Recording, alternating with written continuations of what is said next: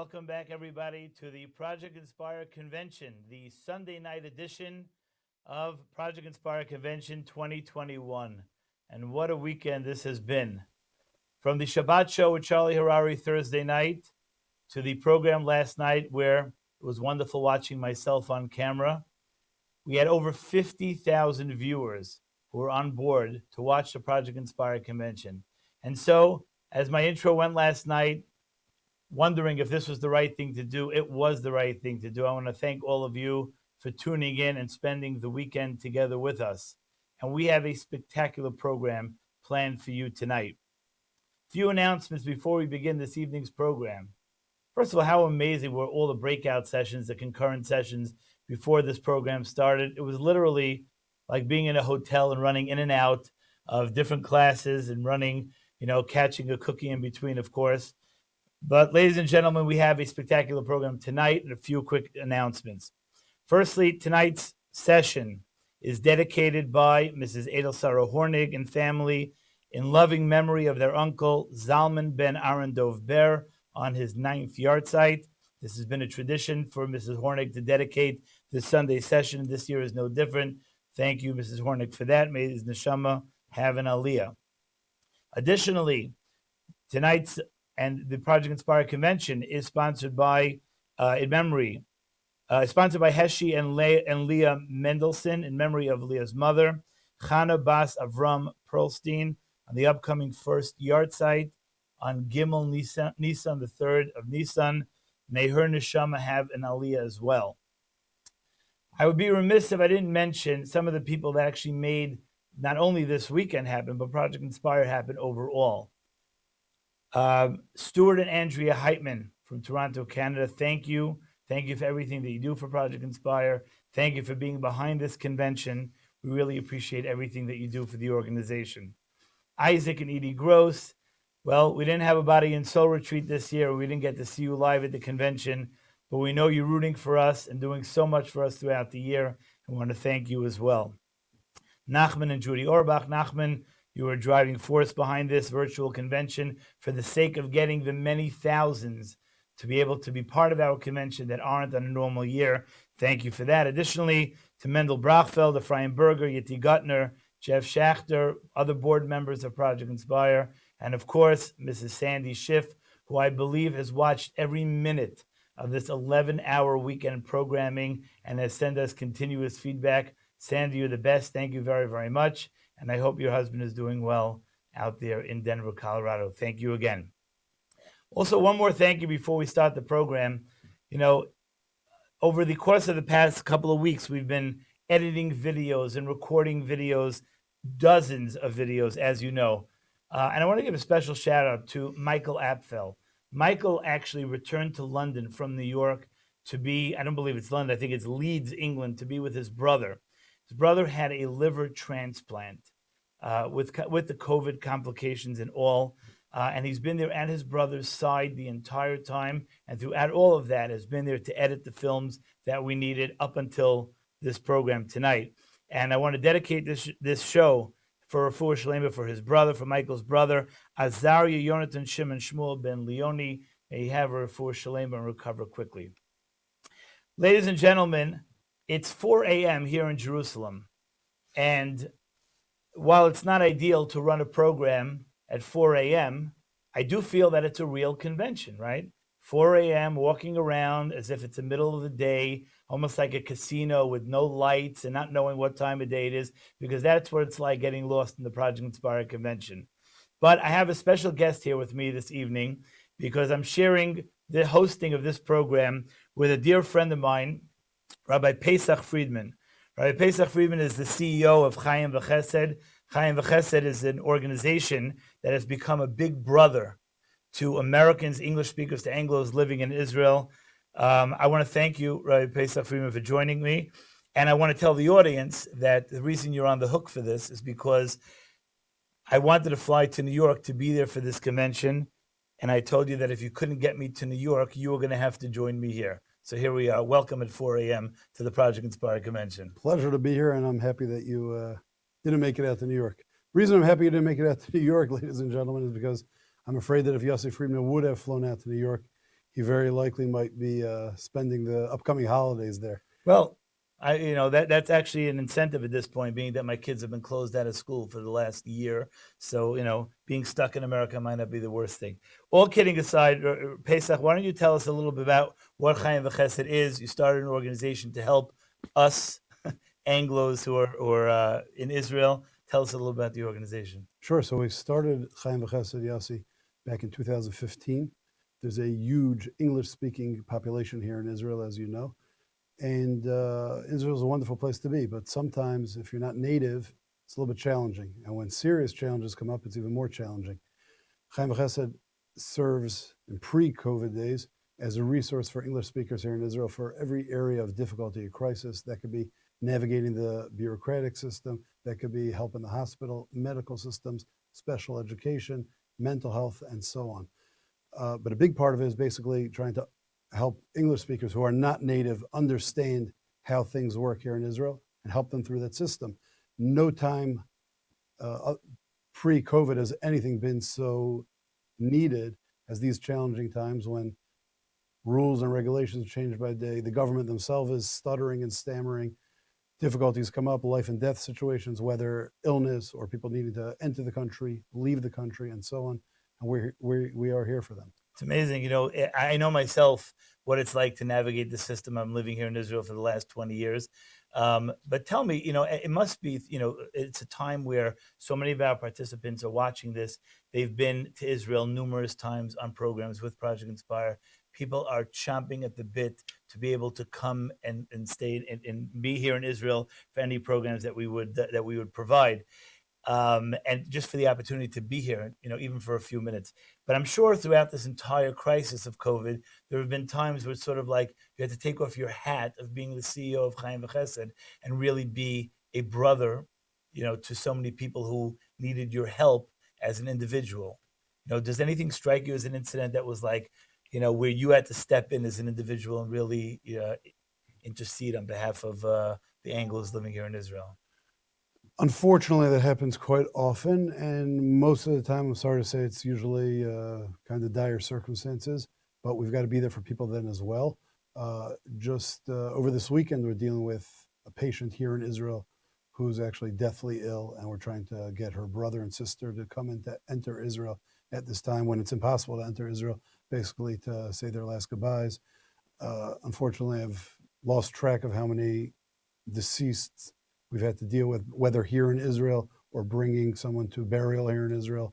But it's good to know even in those kind of situations that there's somewhere to turn to. Well, Pesach, whether you're looking out for the physical or spiritual needs of the Jewish people, you're a hero of the Jewish people. I want to thank you for being here. I know it's 4 a.m. and counting, but I want to thank you for being here. Ladies and gentlemen, don't go anywhere, as we have a tremendous program planned for you tonight. We have videos galore. We're going to be joined by the Rosh Hashiva of Yeshiva Eish HaTorah, Rabbi Yitzchak Berkowitz, with an amazing message. We're going to meet special people and hear their stories, their involvement in Project Inspire, and how Project Inspire has touched their lives.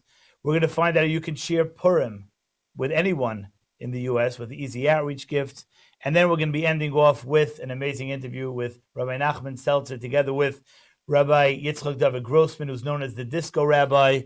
Those of you who had the opportunity to meet him when he came to the Project Inspire convention, those of you who have not, stay tuned. We have a terrific show. I also want to mention that we would like you to tell us about your Project Inspire moment or your inspired moment at radio@projectinspire.com. We have operators standing live to collect the emails, and we can mention you on the show as well. That's radio@projectinspire.com as we go through this evening's program. Ladies and gentlemen, almost where we started last night, to give people a short glimpse into the programs that we've run during the COVID period.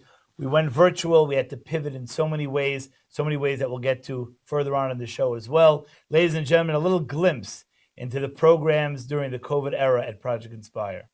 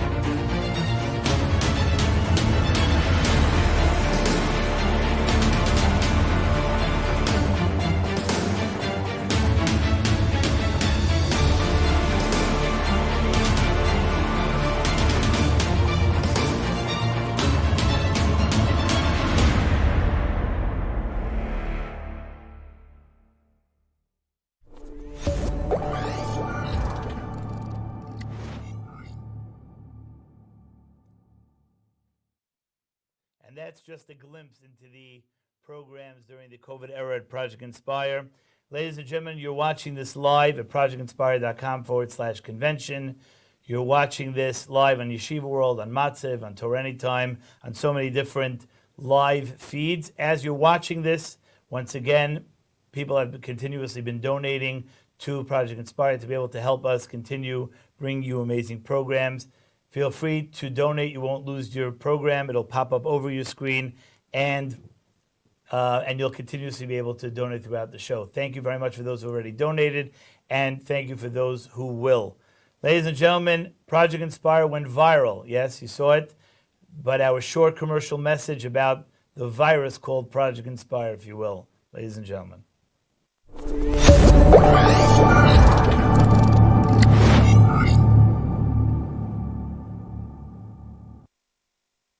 I want to tell you about a virus. No. Not that virus.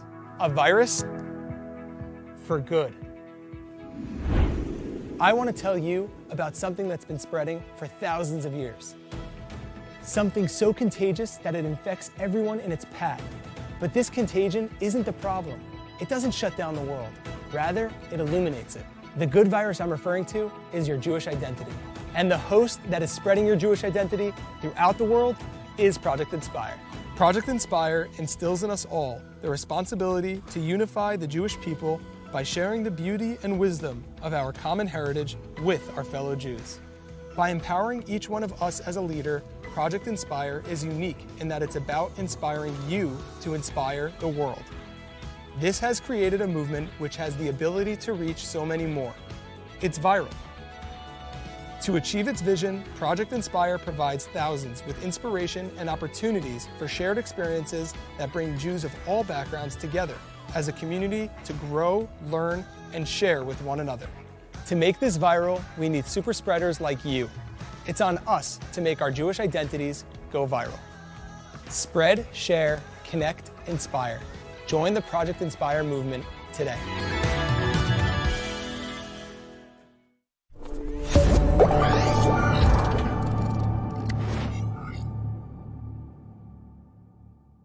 Okay guys, what does the word inspire mean?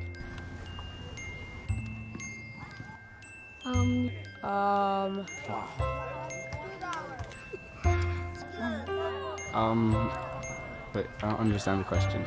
Inspired means to be like liking, like you want to be like inspired.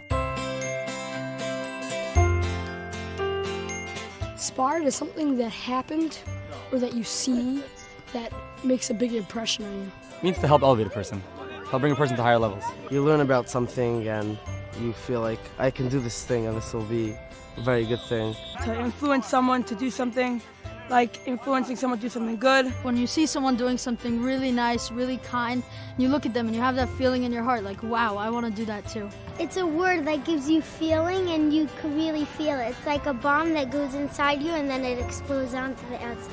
To be inspired is to be in awe of something and make it want to become a part of you. I mean, it's like encourage them to like do the right thing, like do it, whatever. If they do something wrong, tell them to like how to do it. Something that happened is very joyful, and I would say that I want to do that too, and I feel like the biggest guy in the world.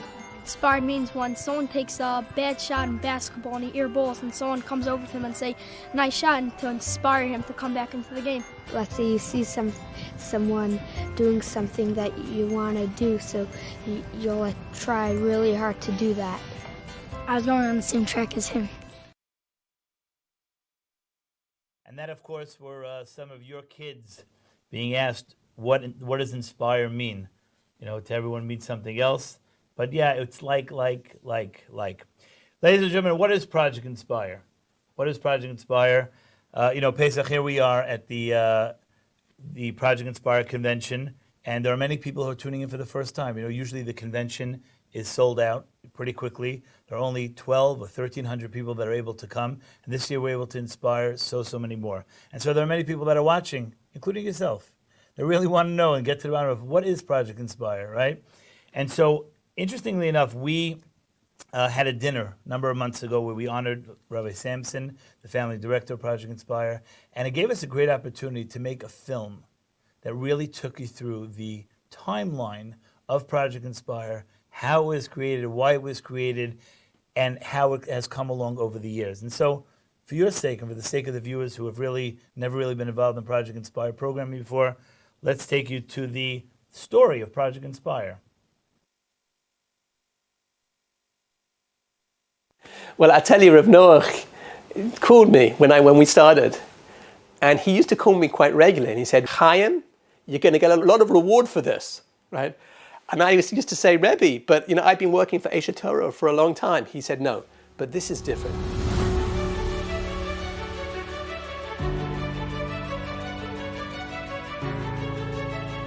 If you can get the lay person to share the beauty of Torah with his fellow Jew, that's something altogether different. He said, I think we just need a few Hasidim to come and sing. So I said, I'd love to. I see this guy, long hair, he's wearing a leather jacket and jeans. He was waiting for me to basically start learning with him. And he was looking for a kosher restaurant because he was about 2 or 3 weeks into keeping kosher. All I was doing was just, let me just try to do something. My Rebbe, Rav Noach Weinberg, told me this is something that you should try. So I tried. We were young people. We were passionate. We wanted to do something with our lives. We were young and we were idealistic. And we met a man who gave us a vision, how you can change the whole world. So we started very simply with what we called easy outreach gifts, right? They were gifts that you can give to someone before a festival, before Rosh Hashanah. A little bit later came the incredible films, or the inspired films that Yitz Greenman put together. And I said to him, listen, you put out the film, we'll do the follow-up. Colorful characters, Yontif Glazer and others who got involved in Yiddishkeit. And the whole message of the film was they became involved in Yiddishkeit. You can share this with people and they will respond.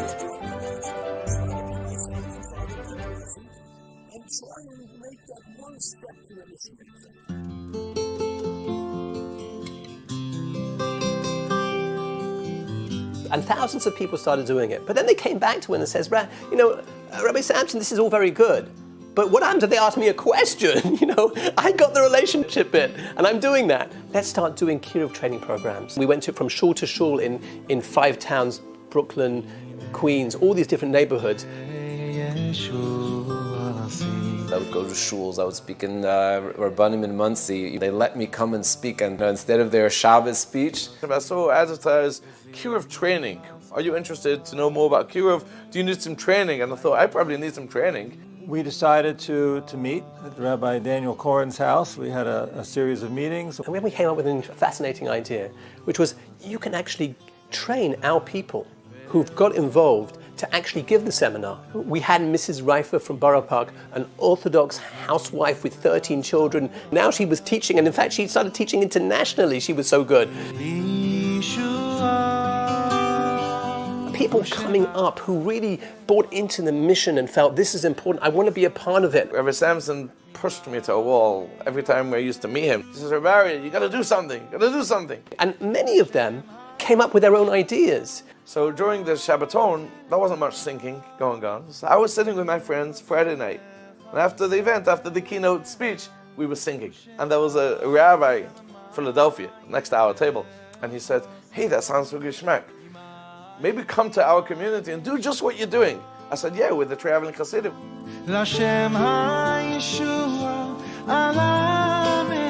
So we had people, who from Queens that went into the shopping malls and they would give out challahs and kugel to the Israelis in the kiosks. We created partners. These partners are doing things in all these different communities, and not only are they doing it, but they're working together. It really became a sense of movement, that we're in this together.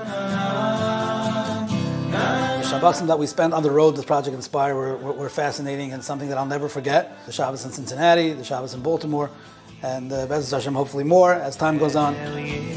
Here we are, the Master Shabbos program. For many years, Yaakov Solomon was saying, you know what, we have to do a convention. And it was like a dream. We never thought we could. The an amazing Shabbos, obviously, and Motzei Shabbos, they gave up sign-up cards. They got people involved with the project. 4 weeks later, I got a phone call, and they said, hello, is this Edi Klein? So I said, yes. We found you a chavrusa. So I said, I'm not in yeshiva, what are you talking about? I'm not looking for chavrusa. They said, remember a few weeks ago, you were in Project Inspire, Shabbos, Motzei Shabbos, you signed up. So I said, I had that momentary lapse of sanity. So I said, okay, fine, get me the guy's number, I'll call him. So I said, no, we already gave him your number, and he's going to call you.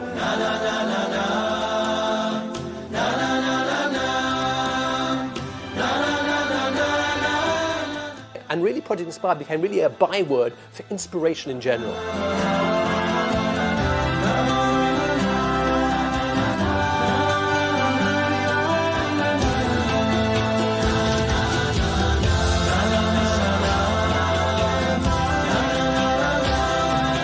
There was the idea of a challah bake. Everybody likes to eat challah, to bake challah, fantastic.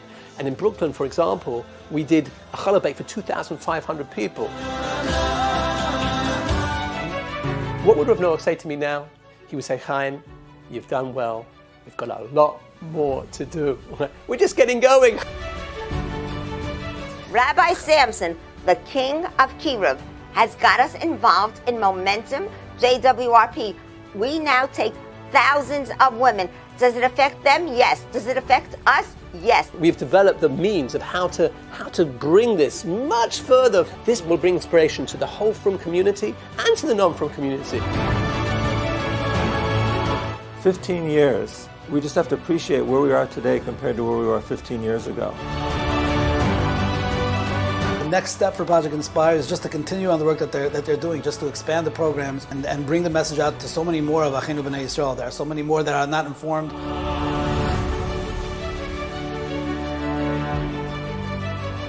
I once asked Rav Noach, if we could get the whole of the Orthodox community reaching out to their brothers and sisters, right? But they're just not really moving them. They're not really getting that involved. Is that worth doing? And he said, Chaim, if you can do that, Mashiach will come tomorrow.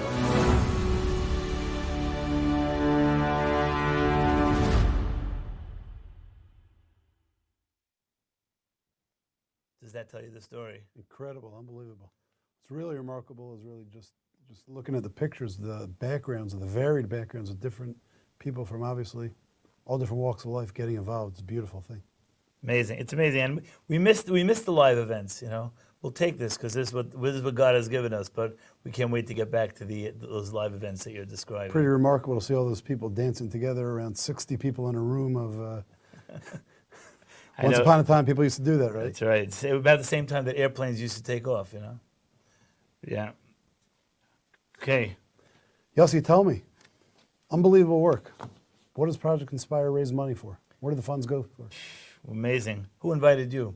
Anyway, that's a great question. Ladies and gentlemen, those of you who have been involved know that Project Inspire is actually a model that from the outreach world, and what we call the Kiruv world, is actually the most efficient model out there. Why is it the most efficient model? Because really, in general, outreach organizations are set up by rabbi inspiring a community, right?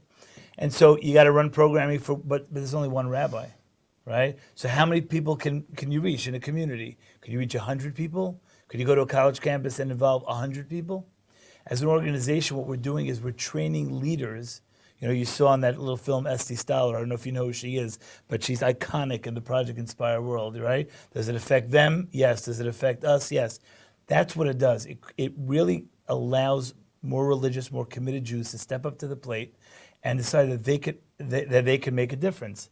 They can make a difference, and they can involve their community, and they can really bring thousands of people around. So essentially what we're doing is we're training leaders. Now, of course, we have to make programs that people can facilitate this work. So like, Mrs. Stoller mentioned in the video, we've gotten, over 2,000 men and women to go on trips to Israel, which when they come back from Israel, they get followed up on learning-wise, community-wise, social programming from the communities itself.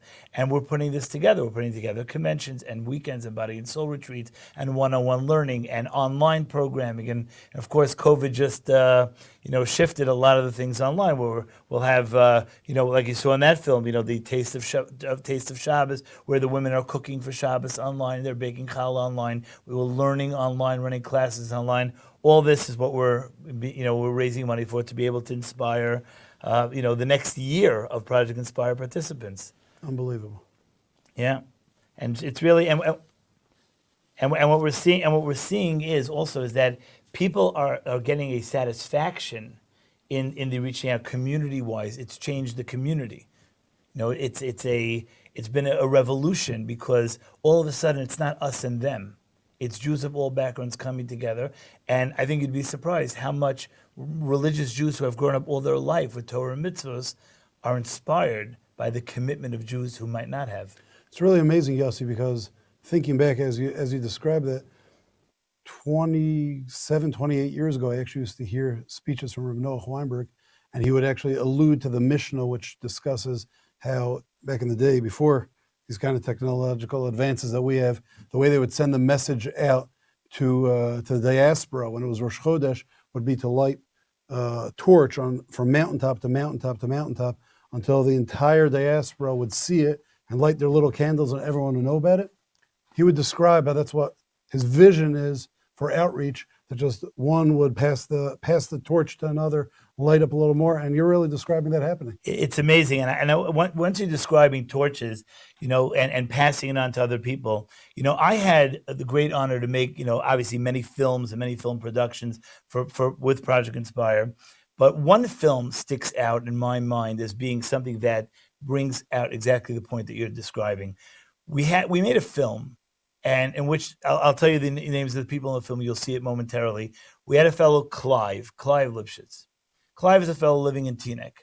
25 years ago, he met a fellow, Michael Eisenberg, on campus. I'll tell you the story. And invited him for Shabbos. Michael became more connected. And then down the line, he met a fellow named Mike Koppel, and he brought him into the fold and connected him to Judaism.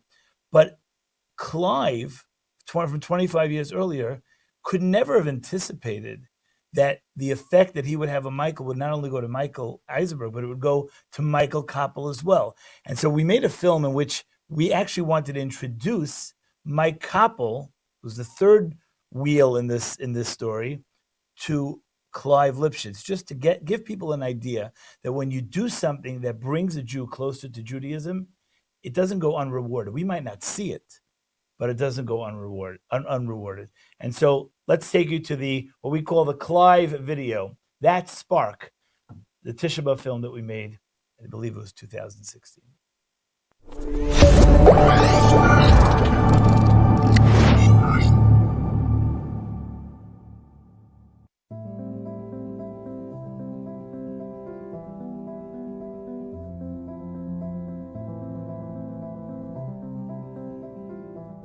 I had the opportunity to fly to Los Angeles and meet with a very special family, and that's really where our story begins today. Mike Koppel, his son Levi, beautiful family. I learned about their road to Yiddishkeit. At 35 years old, I was a trial lawyer living in West Hollywood. I have the kind of practice where I like to be in front of juries in court. So other lawyers would bring cases that they thought they wouldn't settle or they had potential real value. And they would bring them to me to do trials. And my little brother, who had become a Baal Tshuva about five years earlier, told me that he knew an attorney who was an employment lawyer named Michael Eisenberg. And Josh Koppel was one of our favorite guests to have. He was at a local college, and he would tell me, "Oh, you got to meet my brother Mike Koppel. He's like this hardcore philosopher, philosophy major, very intense trial lawyer. You got to talk to my brother. He's like tough as nails on this stuff, and he could really use it." And he comes walking up with this robe and a big furry hat. And I don't know what the look on my face was, but I see my little brother, he gets this panic attack. I said, well, I followed up with him probably about a day or so later, and we had lunch. And I tell him, I haven't lost in 3 or 4 years. And he says his trial lawyer just inherited tons of money and he's gone. So he's not working anymore. Mm-hmm. So he needs a guy who can do that. Perfect, good shidduch. Yeah. But within 3 or 4 minutes, he goes, "You know what? What are you doing for dinner Friday night?" And I said, that's a Shabbat thing. I said, nah, that's it. He said, come on for a meal. I said, nah, like I'm really, and he had this look on his face that, like I was a mark, like he was like grinning at me, and I said, what are you, I can see the way you're looking at me, what are you, but he was so unrepentant about it, it was kind of funny. Really? Yeah, he was like a fox. So I came for a Shabbat dinner. The meal at their house that Friday night changed my life. That meal changed my life. Wow. Incredible. Michael Eisenberg extends an invitation. Mike Koppel says yes, and the rest is history. But the story doesn't end there. You see, Michael Eisenberg was not born with a streimel on his head. So I asked him, what was your upbringing like? I mean, I grew up in a conservative synagogue, and, you know, my impression of growing up in a conservative synagogue is that Judaism is defined by the Holocaust stories and Israel bonds. I went on a summer abroad program at Tel Aviv University. And my grandfather, he should rest in peace, my grandpa Lou, he was fighting cancer for a couple of years. And when I left that summer, for that summer semester, I knew that was going to be the last time I saw him. And when I was there, I got the news that my grandpa passed away. And, you know, my grandfather only had 2 daughters, my mom and my aunt. So I was on campus that next day, that when I heard that night. Next day, it's a Friday, I'm on campus, and I see a guy walking with a yarmulke. This guy came up to me, looked approximately my age, and he came up to me and he said, do you speak English? I said, yes, I do. He said, are you Orthodox? I said, yes, I am. I said, can I help you? He said that his grandfather had just passed away, and he wanted to know if he could say Kaddish, and where he could say Kaddish. And the reason he wanted to know if he could say Kaddish was he said that his parents are still, Baruch Hashem, alive. Can he say Kaddish? I said, you know, I don't know the answer to that question. It's Friday today. Why don't you come to my shul this evening, and we can ask the rabbi that question.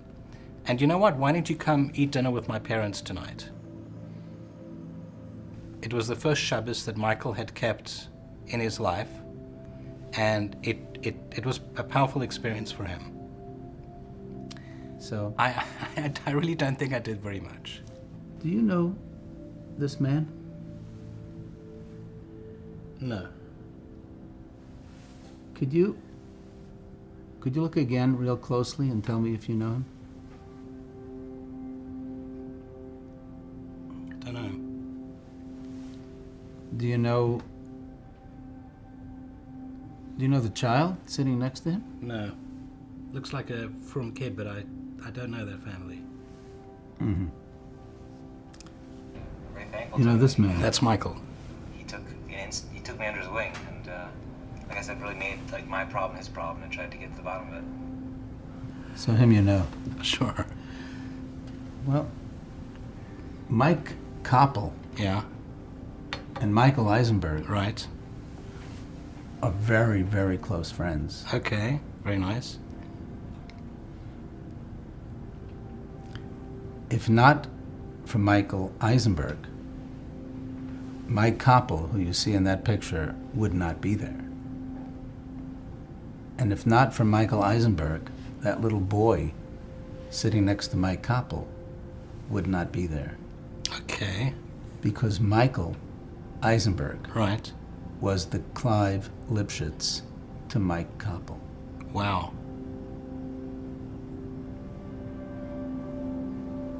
This passes on. That's unbelievable. That really is incredible. Are you getting a chill? Yeah, I am right now. Me too. Wow.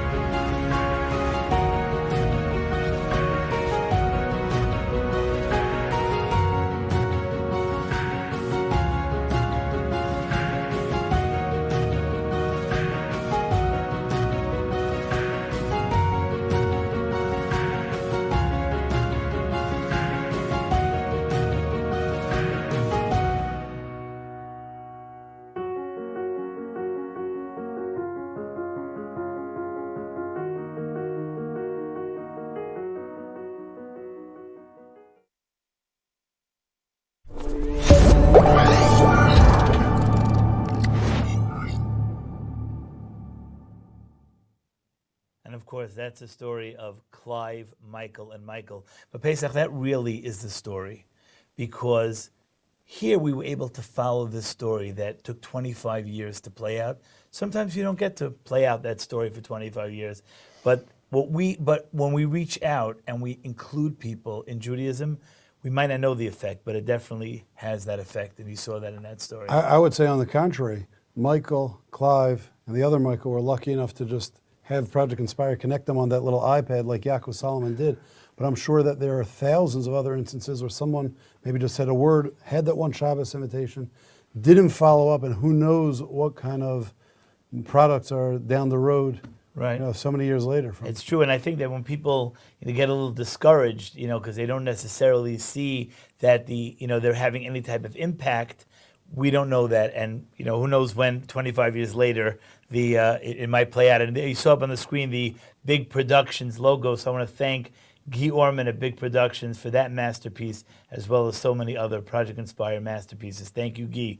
Ladies and gentlemen, again, while you're watching this, you can continue to donate on the page. So many you have already. You can watch your name come up on the bottom of the screen as you donate to Project Inspire.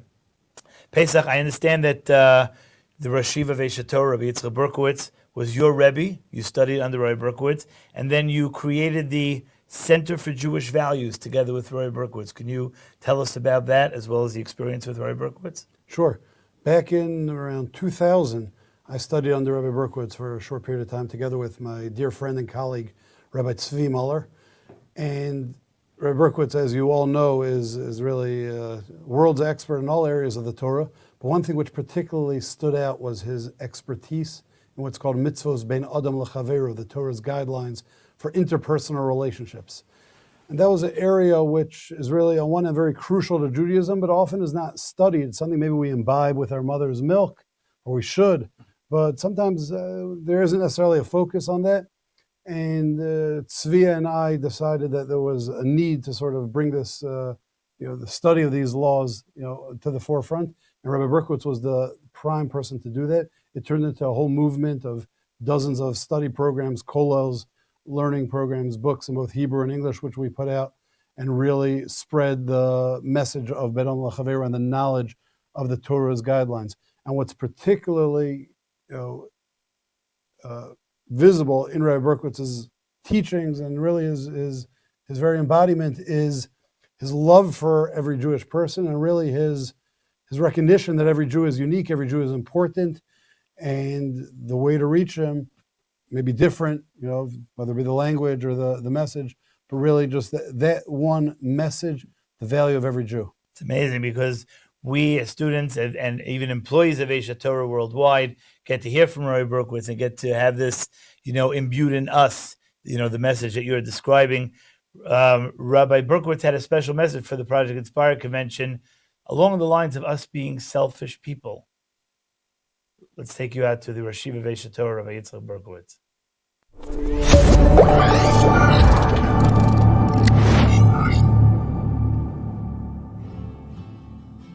Who of us hasn't experienced that beautiful feeling of being able to help another human being? Giving, caring, sharing, there's nothing like it. So what do we give?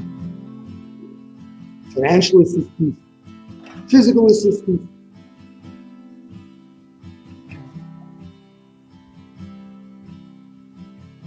We have to be able to share the things that are most important to us. And if meaning, our values, our heritage, if these are the dearest things to us, then unless we share them, we're still selfish. You can help the poor. You can volunteer in the hospital. They'll let you in.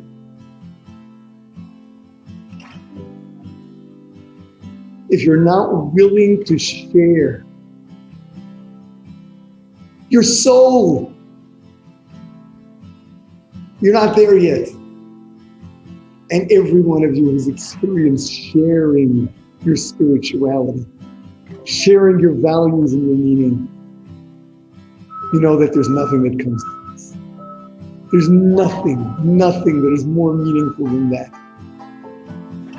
To give your fellow Jew meaning in life, what to live for, what to get out of bed in the morning for.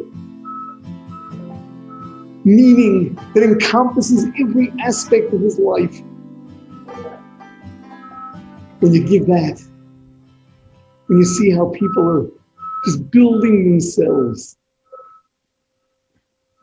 there's nothing like it. You're here. You're here to share. You're also here to help develop that momentum that will get others involved in sharing their heritage, sharing meaning, sharing what is the dearest to them. Jews are a beautiful nation. We love the Creator. We know the Creator loves us, and we love one another. Project Inspire is all about that. It's sharing the warmth and the love of Judaism with every Jew.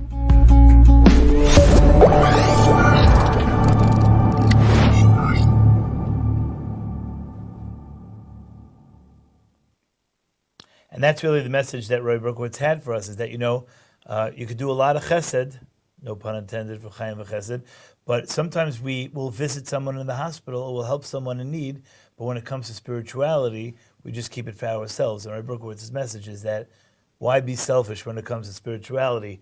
Make sure that you're sharing your spirituality and your Judaism with other people as well. That really was his message. 100%. That was a message we always heard from Rabbi Berkowitz, that if something's really valuable to us, if we love something, right, Rambam says that Avas Yisrael, if you really love Judah, if you really springs from Avas Hashem, if we really love our God, we love our religion, we want to share that with others. Right, and that is clearly Rabbi Berkowitz's message. So I guess if we could walk away with anything today, it's not to be selfish and to share our Judaism and spirituality with others. Ladies and gentlemen, you can continue to share your Inspire moments with us at radio@projectinspire.com, radio@projectinspire.com.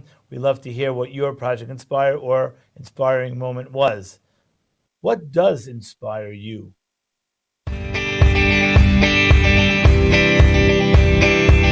Tell me something that inspired you.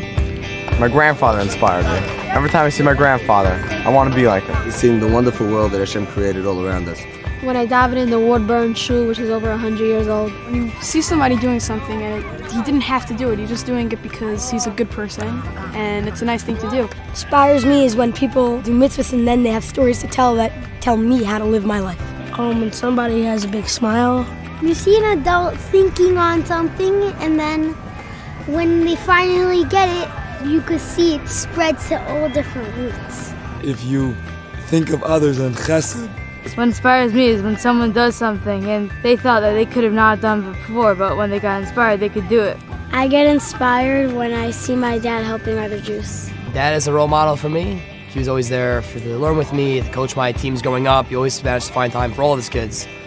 Father, because he always inspires me. My mother. She never thinks about herself. She's always helping other people. My Rebbeim. They inspire me because they have such a cheshek for learning Torah, and they help all the Talmidim, and it just inspires me so much. My Rebbe in Tashbar, because he said whenever I need something, I could come to him. I really get inspired by the way that a Jewish person is very kind to other people, very caring, and thinks about other people. I am inspired when I see other people inspiring others. What inspires me is all of you. What inspires me is all of you. I'm pretty inspired myself, Yossi, even at 4:30 a.m. That's right. It's harder to be inspired at almost 5 o'clock a.m., definitely. But again, meaning, like I said, when we're at the Project Inspire Convention Live, there is no day or night anyway. It's straight inspiration for 3 days. So here we are as well. It's interesting because we started to speak about the chain of events that happen when you inspire somebody, and it goes on from there. And we showed a film about it, but really, that's the story of our Judaism overall, is that you sort of plant the seed, you do an act, somebody sees you do something, they become inspired by it, they pass it on. There's so much of that has been happening, that we've actually showcased at Project Inspire conventions as well, where people have done something, other people caught on, messaging-wise, able to pass it on and to inspire so many other people. And we have a story that I actually had an interview with a family. Almost everybody watching this will know Tova and Jay Begun. They've been partners of Project Inspire since almost the very beginning, and they've the start between the Shabbos queens that gave out the bags in the malls to the Israelis who, many of them didn't even know Shabbos was coming. They got to know Shabbos was coming from those challahs and kugels that were being given out in the malls from way back. But Jay Begun has a story where he actually grew up in a very traditional home, and he went on to learn yeshiva and became a Baal Tshuva. And then his mother, he took the tradition that he grew up with, and inspired other people. And then it started to work backwards, and where his mother and family took the inspiration that they got from Project Inspire and passed that on to so many other people, and were able to involve them, especially during the COVID era when many people were stuck at home. So let's show you a little clip of an interview that we had with the Begun family, if you will, Grandma Joan and Aunt Liddy, followed by Jay Begun.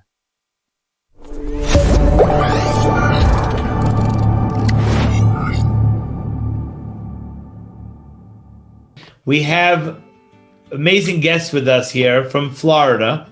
We have Grandma Joan and Aunt Linny from Florida, two sisters. We're very familiar in Project Inspire with the two of you, of course, because Tova and Jay Begun are very involved with us. And so this is Jay's mom and Jay's aunt, Jay and Tova's aunt. Joan and Linny, if I can ask you both, just first to give me an idea of your background, where you grew up, where you're from. Give us an idea, Jewishly, how you grew up. Okay, sure. Basically, we grew up in Brooklyn. We called it Flatbush, but it was not the Orthodox Flatbush that everybody knows. My father was very, very Jewishly oriented in every which way. He used to give bar mitzvah lessons. He was very, very versed in Torah, believe it or not, even though we didn't keep specifically a kosher home, but we didn't eat treif either, I don't think, as far as I can remember anyway. We always had Jewish music, in the house, and obviously, we would listen to it. That was really part of our upbringing. Talk to me, Joan, a little bit about Jay, his journey a little bit in terms of, him going off to yeshiva, etc. Give me an idea of Jay growing up, etc. Yeah, well, basically, Jay's journey started, his Jewish journey, I should say, started at the University of Pennsylvania. He would bring boys home to our house for Shabbos. I guess for some reason, I was having a Friday night meal when he was in college. So these boys that he brought home, I thought were, ultra religious. I said, what are you getting yourself into, Jay? I would say that these boys were so religious, but the rest is history. These were only conservative boys, and I thought they were religious, but they were wonderful kids, and that's his journey. It started there at U of P. He would go to the Hillel, and it was not stimulating enough for him, and he worked his way up into Orthodox. Talk to me a little bit about the last year. Specifically, Tova and Jay have been involved in Project Inspire for a long time. They're one of the most special couples that I know, and you should certainly be very proud, both of you. Talk to me about what it means to you, what it meant to you over the years to see their involvement and their openness to being able to spread Jewish values so far and wide. I thought it was just a wonderful thing that they're so involved with that, and they certainly are knowledgeable. Both of them are very intellectual people, and they did what they had to do to spread Judaism to people who were not really so involved, and I thought it was beautiful. They opened their home to everybody. I mean, it was like a revolving door. Every Shabbos and Yom Tov, there was always people sitting at the table. People sitting at the table besides us. Besides the family. Project Inspire's message is not only that it's important to spread Judaism to individuals who weren't, as connected or didn't grow up with that much of a background, but not only that, but even to give over the sense to people that they too can and should share tidbits, because so many Jews are really interested and they might not be connected, and somewhat of a connection to Judaism might do a lot for them. How important specifically in these days do you think that message is? I think it's very important. I try to give, people that are where I live, the Project Inspire for the Shabbat show. I've given a few people that, the link, tell them to tune in. I think it's very important. And there's really always room for everybody to grow. I think that, and Project Inspire does inspire people, and they live up to their name of Project Inspire, because No matter what they are doing that all over the world. It's No matter what amazing. your background is, you could be Orthodox, conservative, Reformed, whatever. They open their hearts to everybody. Oh, there he is, busy boy. Hello, Jay. How we doing over there? Jay, I appreciate you joining us here together with your mom and your aunt. I asked your mom how important it is to her that you embraced your background and used that to grow from, to continue to be connected to, and to be able to spread Judaism. How important was it to grow up with those values and to take them further to what you're doing today? Well, my mother and my father, Olav Shalom, taught me and my brother very strong family Jewish values. And so it would be only natural to want to bring them into the growth that I had experienced in Yiddishkeit. So it was really a very easy decision to make, to embrace them as they embraced me for so many years and bring them along for the ride, so to speak. And not only have they come along for the ride, but they've taken their individual strengths and have been a vehicle amongst their community and their friends to spread Yiddishkeit and spread knowledge and Jewish values. And it's only natural that people will come and embrace it and want to be part of it. The message that I would have is just, you're never too old to learn. And I've been learning for so many years, and I hope, God willing, I will continue to learn as long as I can and have everybody by my side and inspiring me, especially Project Inspire. They're wonderful people, every one of them. Anyone, no matter what level, no matter what background, avail yourselves of the resources of Project Inspire. There's always a learning partner available to be involved in your life. There's always a Shabbos program, a Shabbos experience, now virtual experiences throughout the week. And, open yourself up. Don't be afraid. We don't bite. That's the idea, that just if you give a little, if you open your heart, you open your mind a little, I think seeing the message of Project Inspire and seeing the message of what the ambassadors of Eshet Torah and all the individual people in our communities throughout the United States, throughout Eretz Yisrael, people are there, they want to teach, they want to share the message, and they want to get people involved, and they want to share the beauty of our religion and our heritage. So Joan and Grandma Joan and Aunt Linny out in Florida and Dr. Jay Begun, I want to thank you so much for joining us here. And hopefully all of you will continue to inspire many, many people, and for you there for many, many years to come. It's a shame. Thank you. Amen. Amen. Yeah, Thank great. you very much. Thank you, Rabbi. Thank you, Rabbi. Pleasure so much. speaking to you all.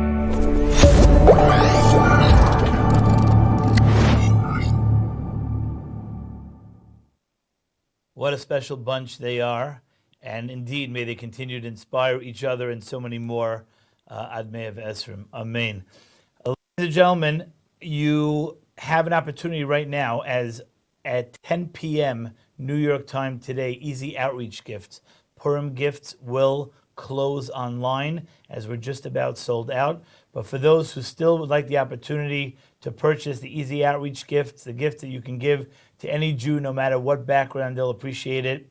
We have them available right on the screen, right where you're watching. You can click and order that gift. You can go to projectinspire.com and order them as well. But again, sales for that will close at 10 p.m. tonight. We hope to still be able to get them out in time for Purim later this week. So again, if you click on it, you will not lose the program. It'll pop up above your screen, as will the donation page. If you still didn't donate yet, you can on the screen while you're watching. You can continue to donate. Ladies and gentlemen, an organization like Project Inspire needs sometimes crazy people who really believe in their gut that the Jewish people are the solution to the world, and that it's our job as individuals to spread that light. And so you've met some of them already tonight. But I mentioned them earlier in the show, and truth be told, Stuart and Andrea Heitman, and specifically Stuart, does not let a day go by where he's not thinking about how to do more for Klal Yisrael. He's constantly pushing us as an organization. We speak all the time in order to be able to push and to produce more as an organization. When COVID hit, it was all about getting one-on-one chavrusas, and we were able to get over 500 chavrusas, and that was mainly because Stuart was pushing every single day to make sure that we were doing more. People were home; they had a little bit more time on their hands. They were more open to learning with the chavrusa. They were open a little bit more spiritually, and he kept pushing us all along. Recently, unfortunately, Stuart's mom, Gloria Heitman, passed away, and therefore we want to dedicate tonight's show as well as really all the activities and all the inspiration that comes out of Project Inspire in memory of Rivka Sima Bas Michal. May her neshama have an aliyah, and may Stuart's family, Stuart and Andrea's family, continue to be a source of nachas to her, which I'm sure they are and will continue to be. Ladies and gentlemen, a special message from the chairman of Project Inspire, Dr. Stuart Heitman.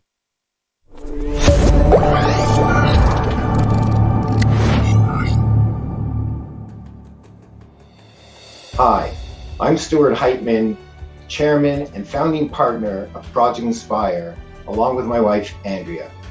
Our mission has always been to create a grassroots movement of committed Jews who are connecting with other Jews of all affiliations and to unify together under a common goal of sharing the meaning and the beauty and the relevancy of Judaism, Torah, and our common heritage. We've done this by organizing Israel missions, where we've taken hundreds of men and women to Israel for an experience in which everyone has had tremendous growth. When our partners have come back, they've taken the responsibility of organizing programs, learning programs such as Chavrusa programs. They've organized them themselves. They've organized different seminars.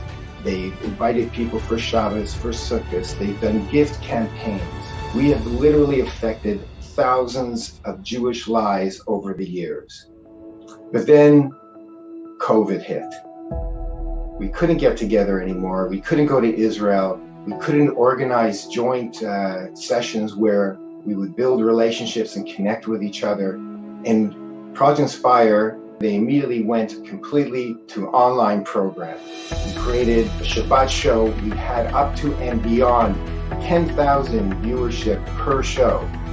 From that, we've created one-on-one learning partners, almost 600 of them. There's also other seminars that we've had. We've had MindFlex, where we have hundreds of people. They come online and then they are divided up into Zoom rooms with one-on-one Chavrusas mentorship.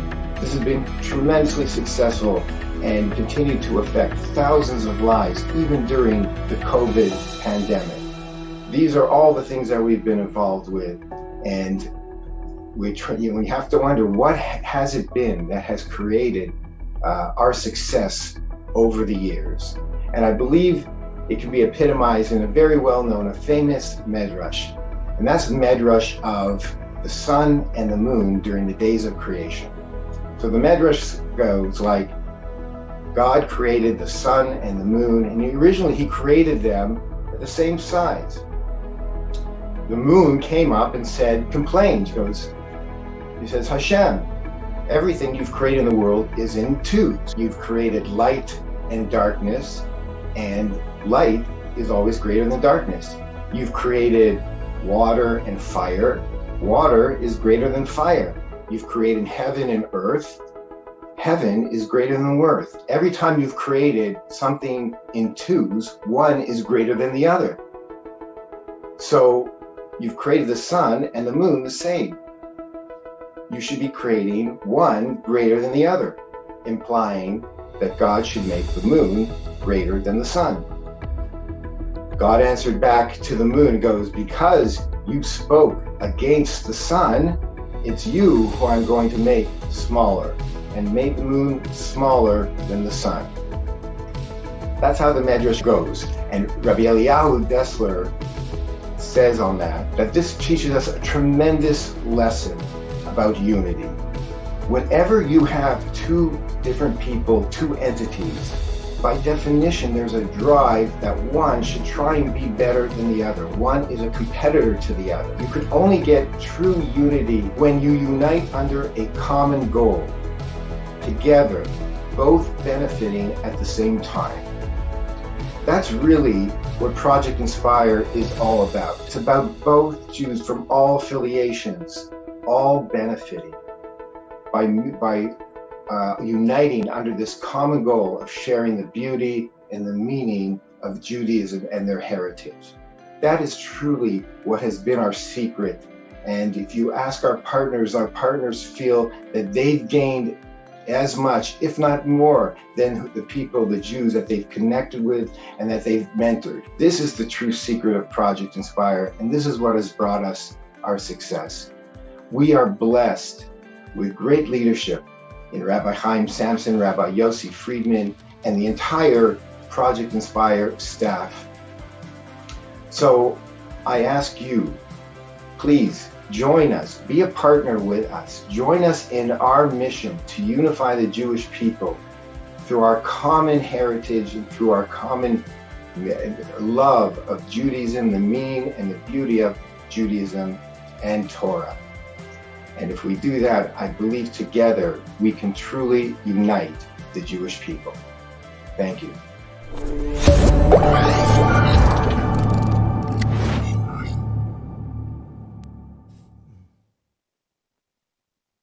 Thank you so much, Stuart, for that message.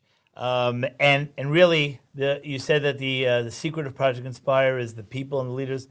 Stuart, I believe that you're the secret to Project Inspire, and thank you for all that you do and your support that you give us, as well as the constant pushing to make sure that we're accomplishing as much as we can at any given time. Yossi, I'm looking here at the schedule. I see next thing up is Kentucky trip intro. Did I read that right? You read that right. Kentucky. Boy, you know, it's nice to explain to an outsider of Project Inspire the Kentucky model.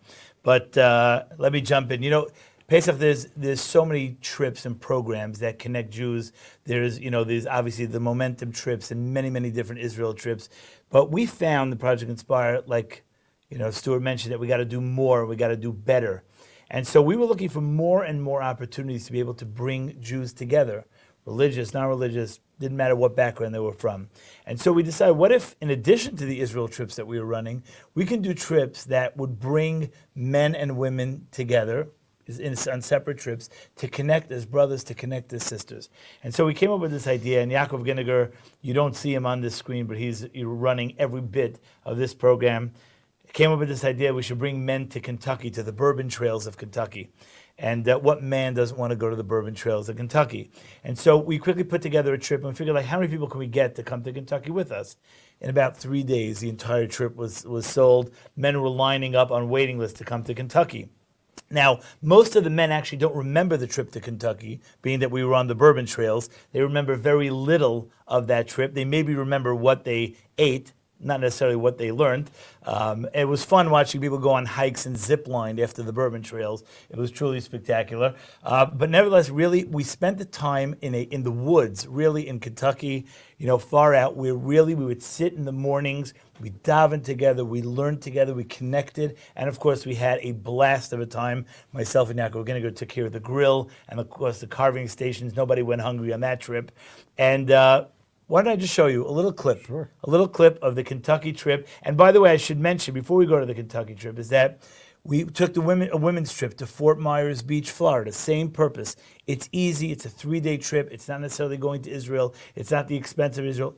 Israel beats everything, hands down. Of course. But not everybody could just get on a plane at any given time, as you know, right? And therefore we ran a trip in Fort Myers Beach. And post-COVID, we as a staff have been working on a major plan to launch these shorter trips, to launch these, shorter programs that are, let's say, a little bit more affordable and shorter, shorter distance from home, shorter trips. So let's get a little clip I hope at least of the carving stations of the trip to Kentucky and bringing Jews of all backgrounds together. Take us to Kentucky.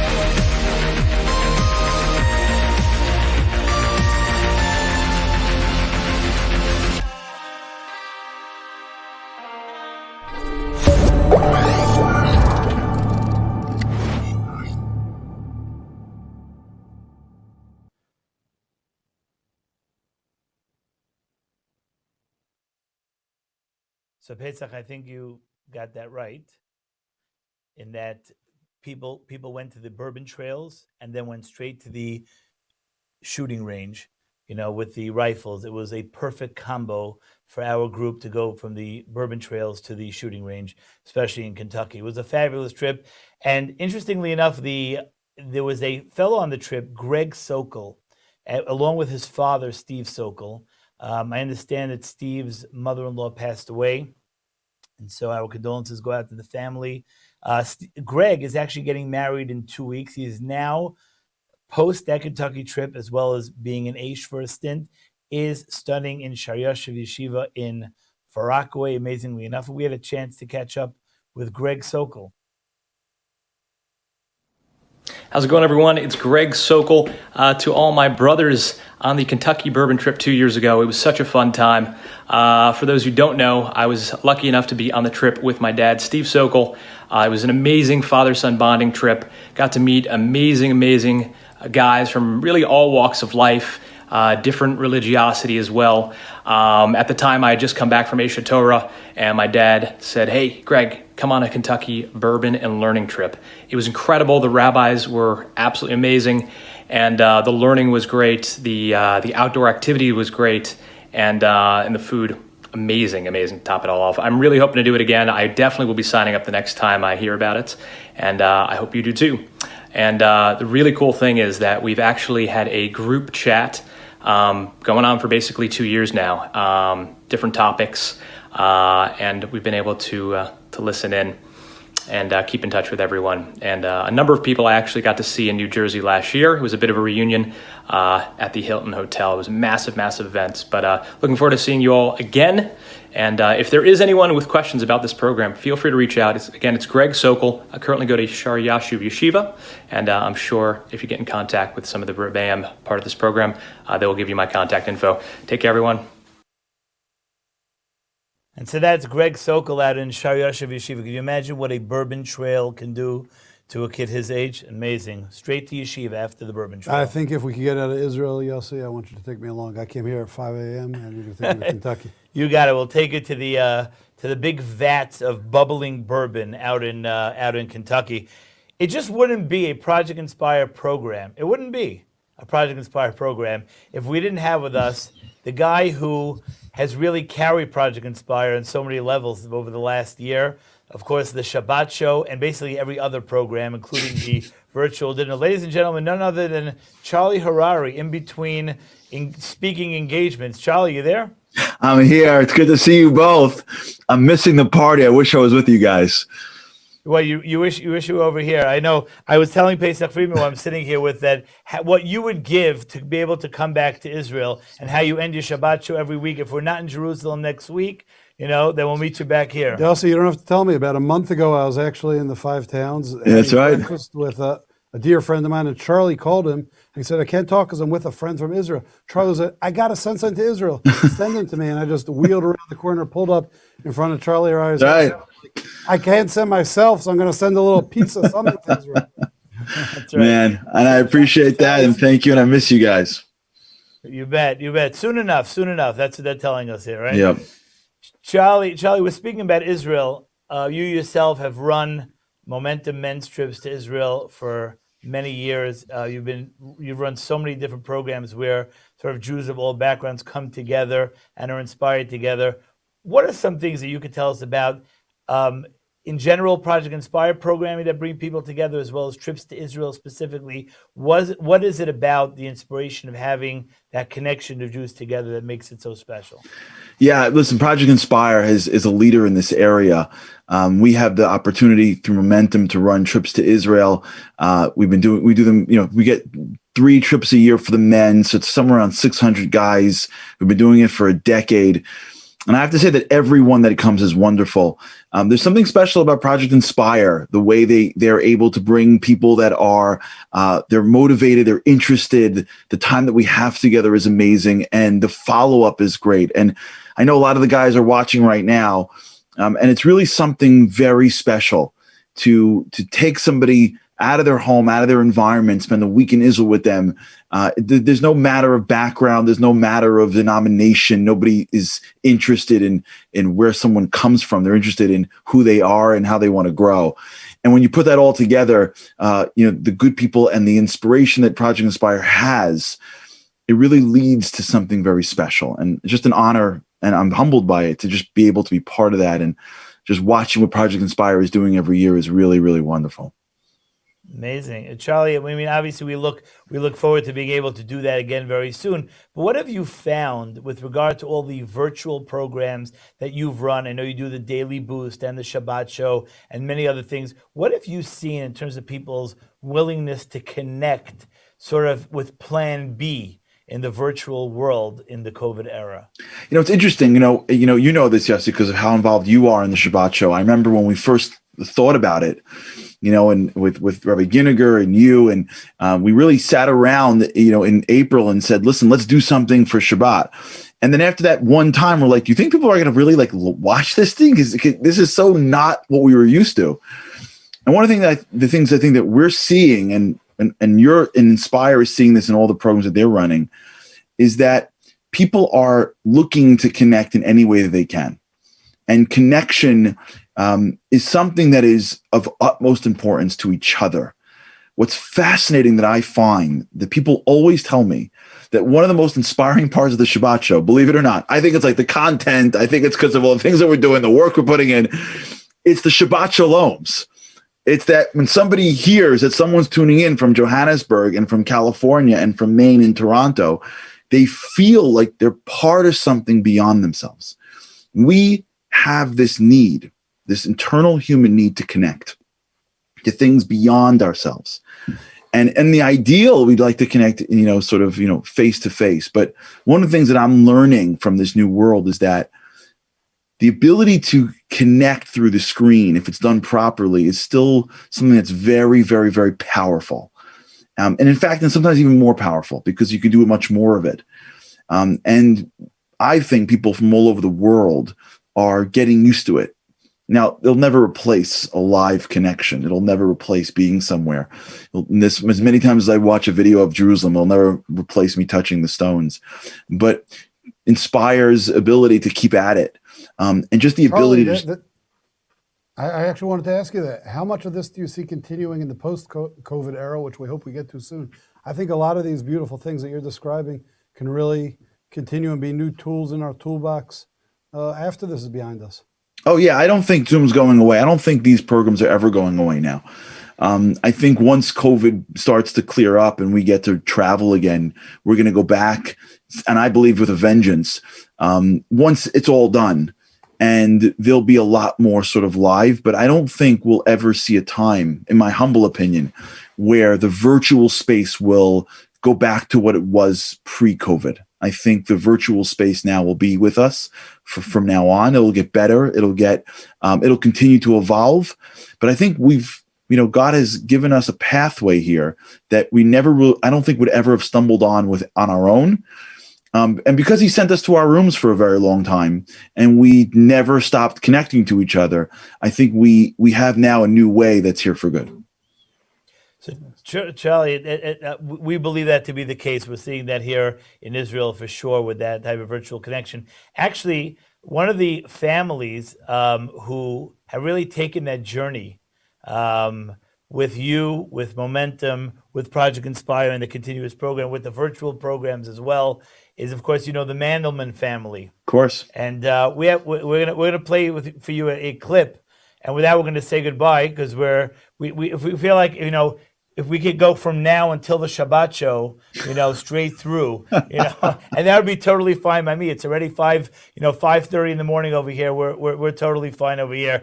But Charlie, thank you again for joining us. And with that, we're going to take you to the journey of the Mandelman family.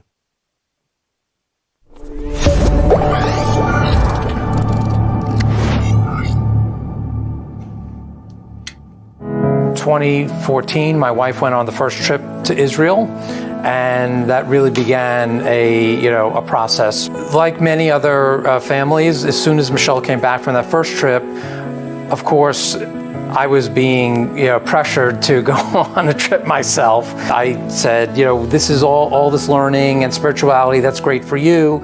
I'm very busy with my practice. If this is something that you're interested in, that's fine for you. It wasn't really for me.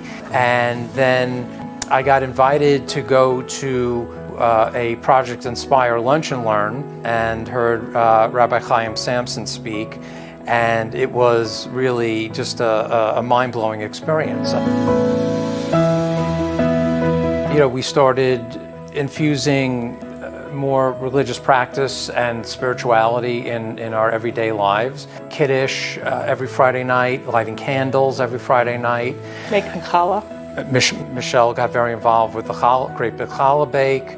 And then I took that whole experience and brought it to our temple and taught about 30 women once a year for the last 3 years. Not only about making bread, but about the spirituality of each ingredient and showing these women that there's more to Judaism than they've ever experienced.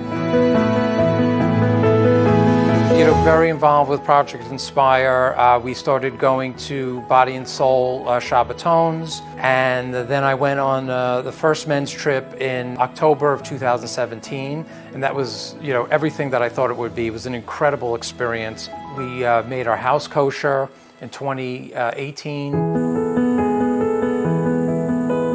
Just so happens I went on a Momentum trip in 2013 and I came home the night before the Hanukkah party. I remember myself sitting in the living room saying, Michelle, you have to go on this trip. It was made for you. Mark and I have had the opportunity to go to Israel. Our wine, whiskey, and wisdoms that we have. Mark is always my chavrusa. I purposely match him up with me because I enjoy so much learning together with him and drinking a little whiskey with him. Michelle and Mark, you are not only our cousins, you are our friends, you are our role models.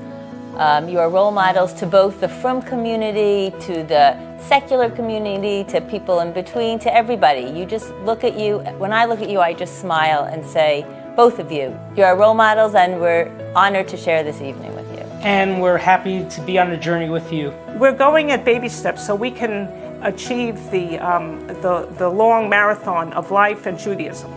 Thank you for all you do. Thank you for the learning that you do. Thank you for making Torah relevant.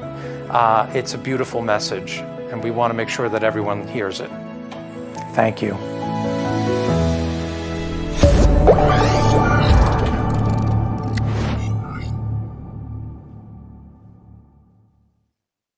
And that, of course, is a story of the continuous story of the Mandelman family, one of the special Project Inspire families.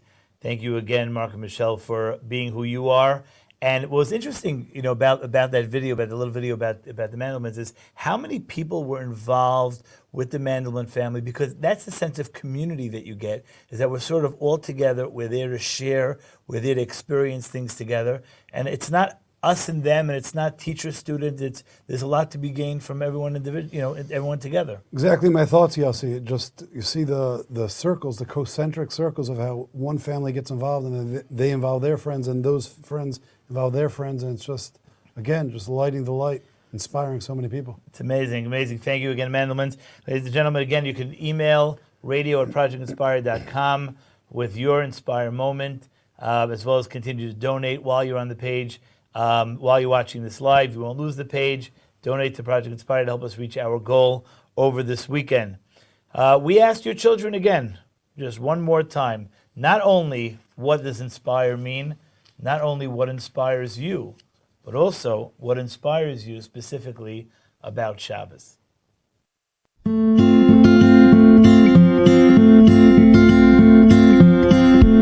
What I love about Shabbos?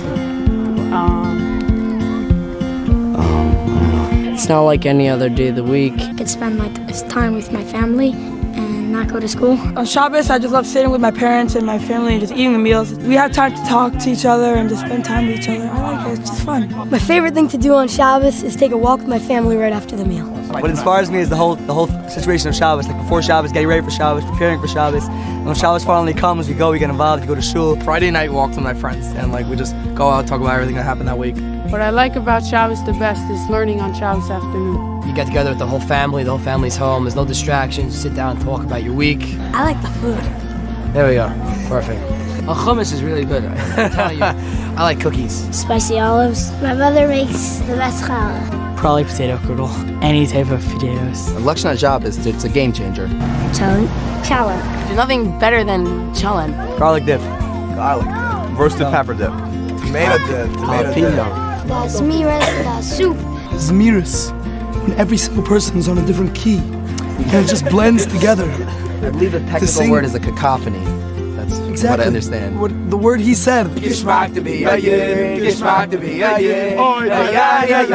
Geschmack to be a yid.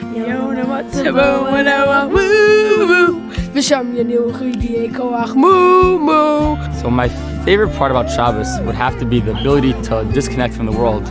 This is my Shabbos preparation. Big day Shabbos. It's right now Tuesday, and I'm ready for Shabbos. There's always a feeling when you walk around, you see a Shabbos, you see people, but there's something to it that you just don't know. Well, that inspires me about Shabbos as well.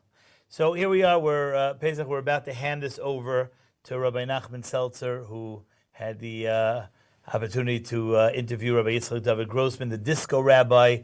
Nobody watching this is going to want to miss hearing from the disco rabbi. So I learned a lot from tonight. One is I got to take you to Kentucky when this is all over. Agreed. The second thing I learned is that I got to take you to a real Project Inspire convention when this is all over. What else do I need to learn? Listen, I think you guys got to keep up the amazing work. I've certainly heard about Project Inspire before, but at risk of sounding cliche, it's really inspiring. And there's nothing like seeing it live and up front. And we hope everyone's going to get back to the in-person, getting together, whether it be abroad or certainly looking forward to welcome everyone back here to Israel. But until then, like I said, just keep it up. And like we discussed with Charlie, it's really amazing how we've just jumped to a different platform and in certain ways been able to do stuff which was previously unheard of, because connecting Jews from all over the world at all times of day during all sorts of different time from all different time zones. I think it's got to continue and just kol hakavod. It's amazing. Thank you very much, and I want to thank you publicly for joining. It's now 5:30 in the morning. So this was really going above and beyond for us, for Project Inspire, to be able to be here and to have this show together with us. So I want to thank you again for being here, for all that you do. And I guess when we all come back to Israel for the trips or for Mashiach, you'll be waiting to join the Project Inspire clan. We'll be here to welcome you. Thank you. Okay, ladies and gentlemen, we had an amazing opportunity to have Rabbi Nachman Seltzer interview Rabbi Yitzchak David Grossman. Now, the reason it was specifically amazing is because Rabbi Nachman Seltzer, as you know, famous writer, is writing a book that is soon to come out entitled Living Legend. Yes, Living Legend. The story of Rabbi Yitzchak David Grossman, known as the Disco Rabbi, is coming out into shelves in your bookstores very, very soon. And so we had the opportunity at one of the visits that Nachman Seltzer had with Rabbi Grossman to have an exclusive interview for the Project Inspire convention with the Disco Rabbi. It's almost as unbelievable as it sounds. So here we are, ladies and gentlemen, Nachman Seltzer sitting together with the rabbi of Migdal Or, Migdal Emek and Migdal Or, Rabbi Yitzchak David Grossman, hosted by Nachman Seltzer.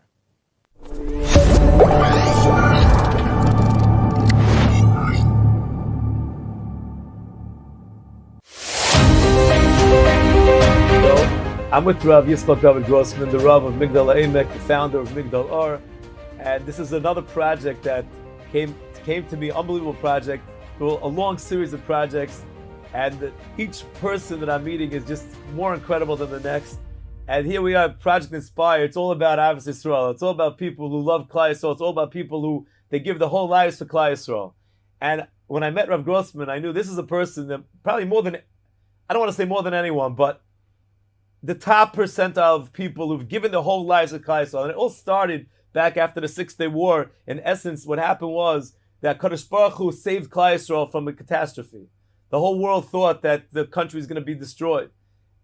A lot of people in Eretz Yisrael thought that. It was really a terrible time for Klal Yisrael. But it was a tremendous miracle. And Klal Yisrael won the war. And at that time, Rabbi Yitzchak David Grossman was a young man. And he went to the Kaisel Maravi. And he stood by the Kaisel and he said, Rebbeinu Shalaylam, I have such a karas atayv. You saved Klal Yisrael. You saved Eretz Yisrael. What could I do for Klal Yisrael? And he said, I want to give a year of my life to Klal Yisrael. I'm going to go somewhere. I'm going to give a year. Pasha Ahavas Yisrael, a love for Klal Yisrael. I want to go and I want to give it myself for a year. And that was the promise he made, standing at the Kaisel Marav, at the Western Wall. Rabbi Yitzchak David, a young man, young rabbi, went and he gave this promise to HaKadosh Baruch Hu. And he went to his Rebbe, the Lelev Rebbe. Rabbi Yitzchak David, what happened? Makara, what happened when you went to the Lelev Rebbe and you asked him, Sha'altoto, you asked him, where should I go? What happened then?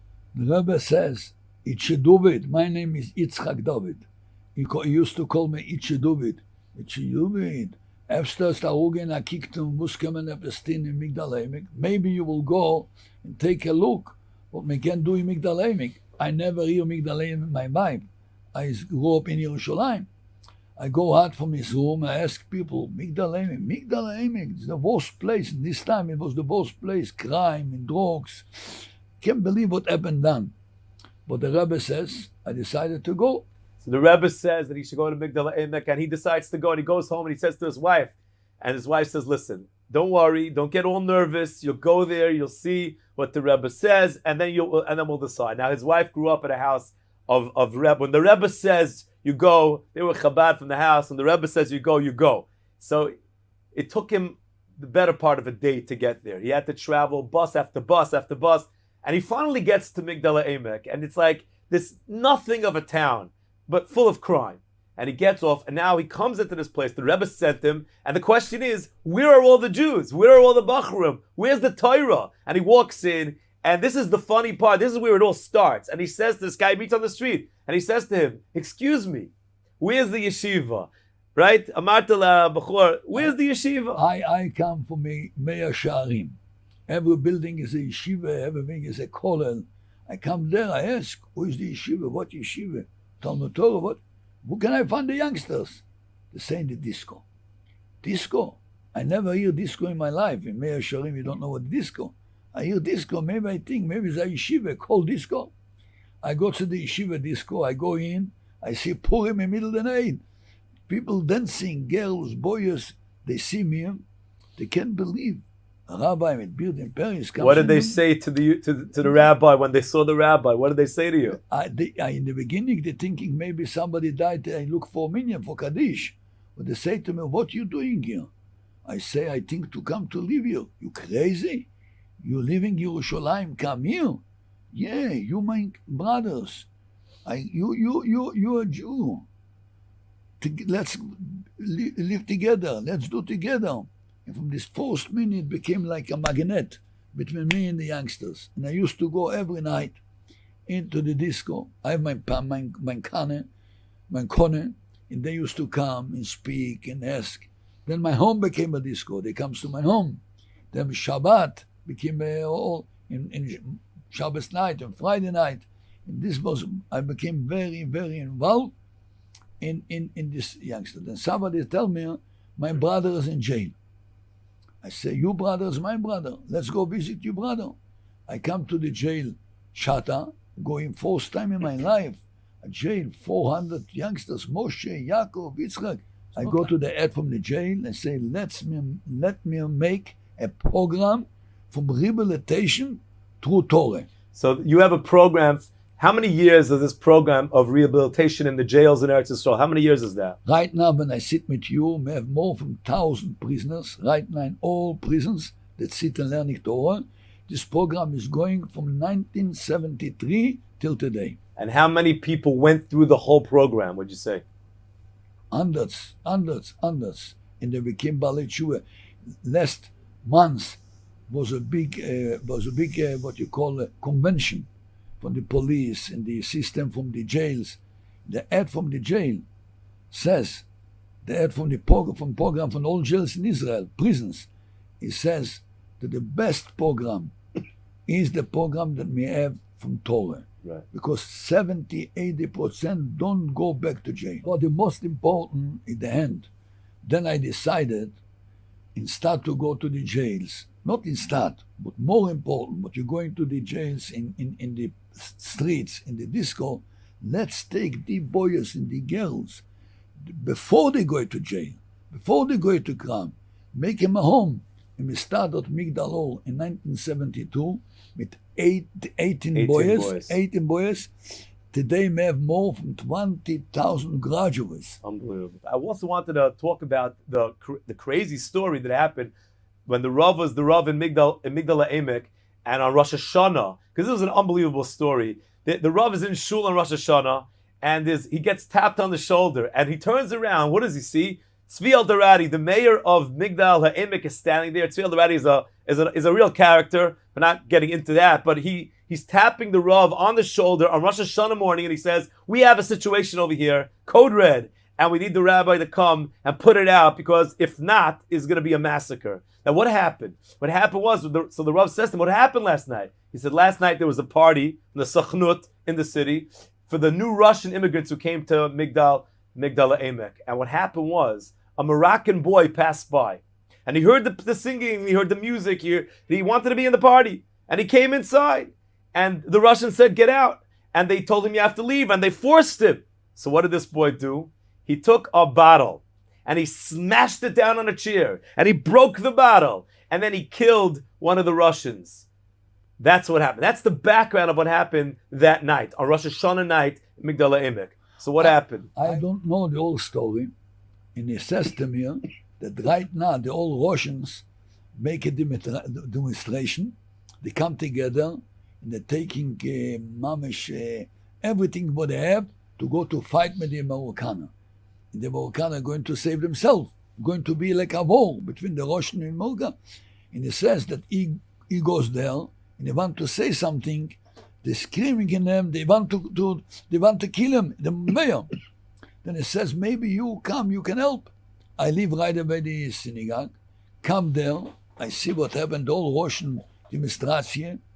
I started to speak to them in Yiddish. In this time, they know, in 73, they know Yiddish. I say, Yidden, kenn ich anders als Ach. But Gar Getayid can be a thing like this, Rosh Hashanah. You must to make a demonstration. A demonstration. A demonstration. You must. But my idea is let's go to make the demonstration in the synagogue. Oh. So instead of them fighting, what the Rav did is the Rav took them away from where they were going to actually fight and maybe kill each other to the shul to make the demonstration in the shul during Rosh Hashanah davening. The Rav pulls them to the shul. I come in with the old people. I think all the mother also from the boy and everybody. The Chazan was there, the Yankov Jack Rosenbaum from Monsey. He has a beautiful voice. He's a big Chazan, and he decided to come to Migdal Emek, pray in his wife Bell. He's staying, Rosenbaum is staying in pray, and suddenly the old Russian comes in, became a balagan, and he asks, what happened? We tell him that somebody killed, he fell down. He fainted. Fainted. In middle of davening. In middle of davening. Then I go, everybody's inside. I go to the Oren Kodesh, open up the Oren Kodesh, and say, Jews, in Yiddish, Jews. Of course, very hard thing what happened. But fighting, I tell you, if you will fight, you will kill somebody, or lifzoa, how do you say, to wound somebody. To wound somebody, you will not finish this year. And whom I'm speaking, a helicopter is coming. You hear a helicopter outside of the square of the shul. Who is coming? The head from the police from Israel. The whole group, you hear what happened, the fight, comes down, they see him, they see the helicopter, they're running to him, they want to, he says, boom, I can speak to everybody, give me a delegation. They take 5, 6 people, the Russian, he goes in a room near the synagogue, but he's a Moroccaner, he don't speak Yiddish, and they speak only Yiddish or Russian. He says that I want that I will. So the Rav is going to be the translator, the interpreter. Yeah, he said that he heard the story. I said that you must understand the Moroccaner. They come. They have not apartments. They're very poor. And you come, and the government gives you a nice apartment. And this jealous is. I say to myself, if I will say to them what he says, he will be in that. I say he says that this boy will be forever what the Rav is saying is that the chief of police was basically telling the Russians things that the Rav knew if the Russians would hear these things, they would not react well. So the Rav basically interpreted his words completely differently than what he was saying. He was saying, you have to understand, the Rav saying, we're going to put them away forever, we're going to lock them up. The newspapers wrote about the Rav. What was the line? The line was, verteidigt und verbessert. Verteidigt, translated, und verbessert, and made better. Basically, everybody afterwards, they understood that the Rav understood exactly what to say. And I like to say that Rosh Hashanah was when the Rav was kinder, the Rav acquired Migdal Emek. He saved the city from a massacre. And that was mamash the moment he became the Rav of the city. Today, 2 cities in Israel that keep up Shabbat 100%, Bnei Brak and Migdal Emek. Everything is closed. When you drive into Migdal Emek, there's a gas station in both sides of the city. There are gas stations with signs that say we're closed on Shabbos, and you don't find this anywhere else. This you find Tachanat gas station, which is closed on Shabbos. But I want to talk to the Rav for a second because the Rav is not he grew up in Meir Sharm. He's not a person into sports. He was never into sports, and yet somehow Rav Grossman, not just did he get into sports, he ended up being involved with one of the most famous sports teams in the world, the New York Knicks. And how did that happen where the Rav ends up going to Madison Square Garden on the parquet floor of Madison Square Garden? What was the story? Why did the Rav end up going to Madison Square Garden? One day I was in my home. And the old guys that you call in disco in the beginning. What was your name for the guys from the disco?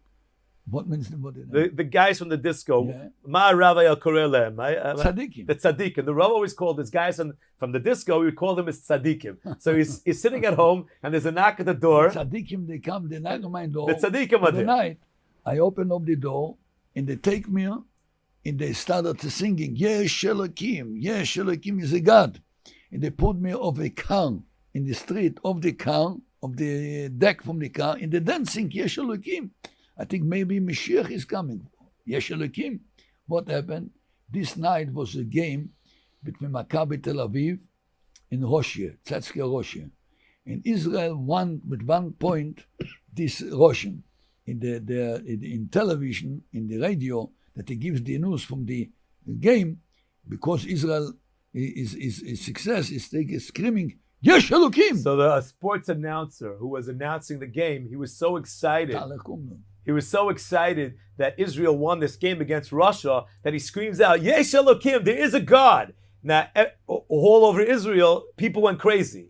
And the tzaddikim came to Rav Grossman's house, screaming, Yesh Elokim, Yesh Elokim, and they picked him up and put him on top of a car, and they're dancing around the car, screaming, Yesh Elokim.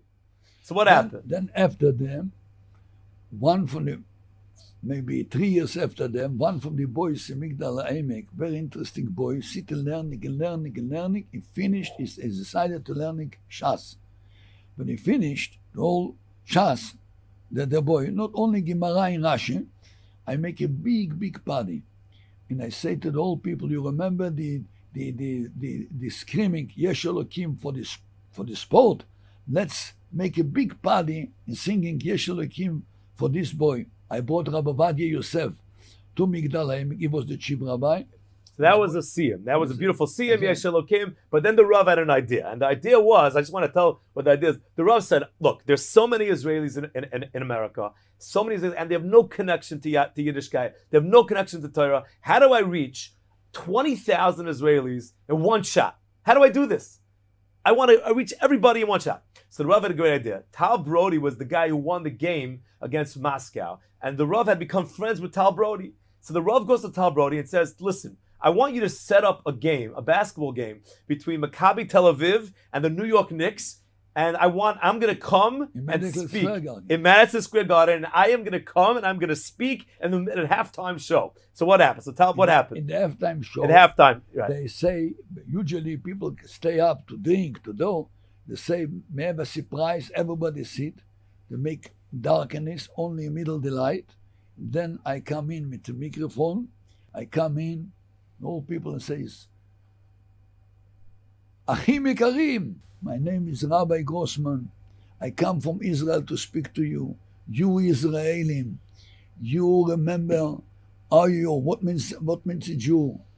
You never ever placed it. Let's say together Shema Israel. Then we started Shema Israel. Then I said, let's sing together. What song did they sing?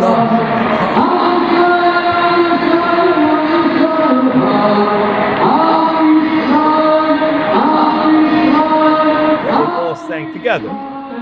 20,000 people. And after them, I can explain the feeling from the old people. They don't want to leave.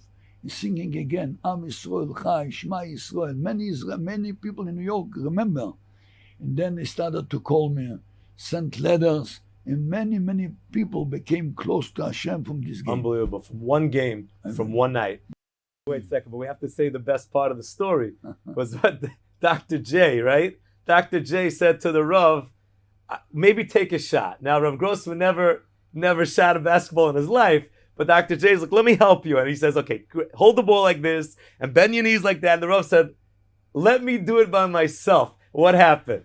I say, let me do. Then I take the ball, I concentrate myself, and I put in, is it going in? Oh, swish. Yes, Elokim.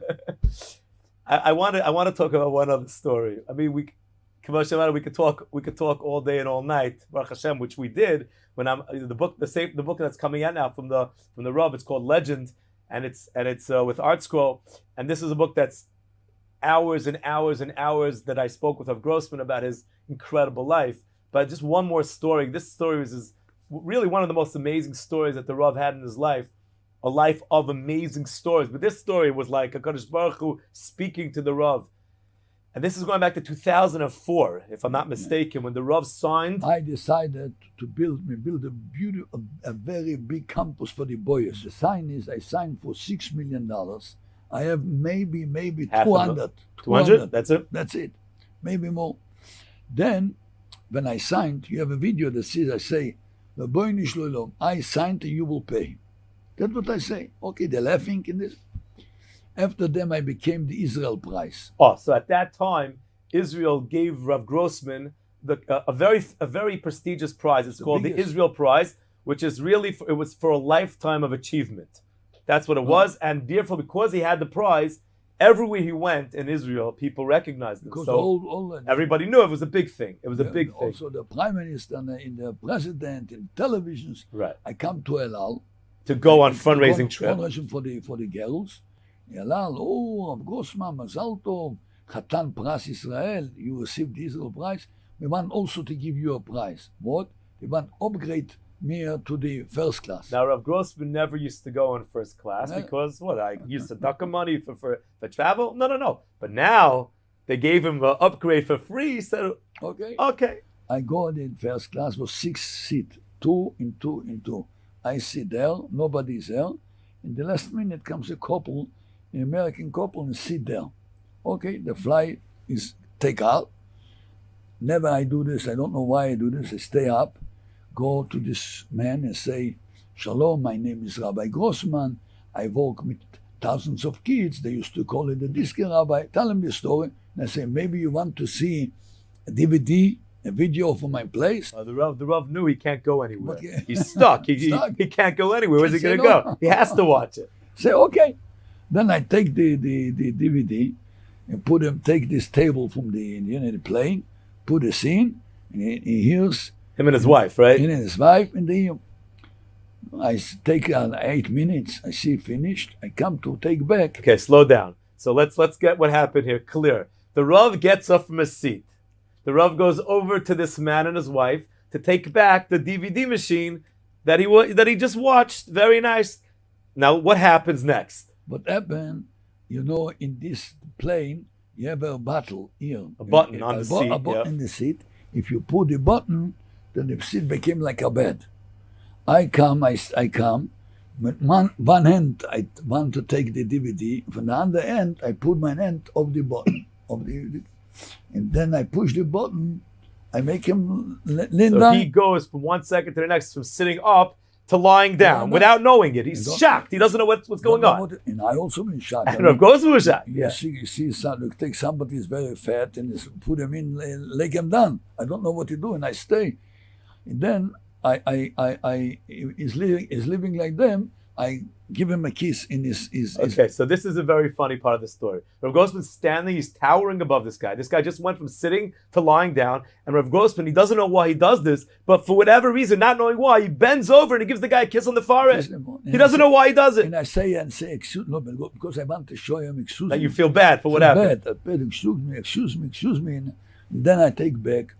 I go back to my place and I speak to myself, why are you doing things like this? Why did you do this? Why?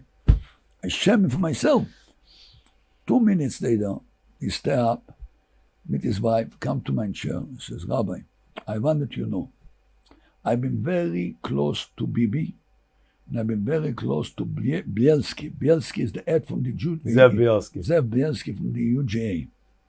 Very bliss. He says, I put away a big amount for building, that I want to save kids like what you're doing.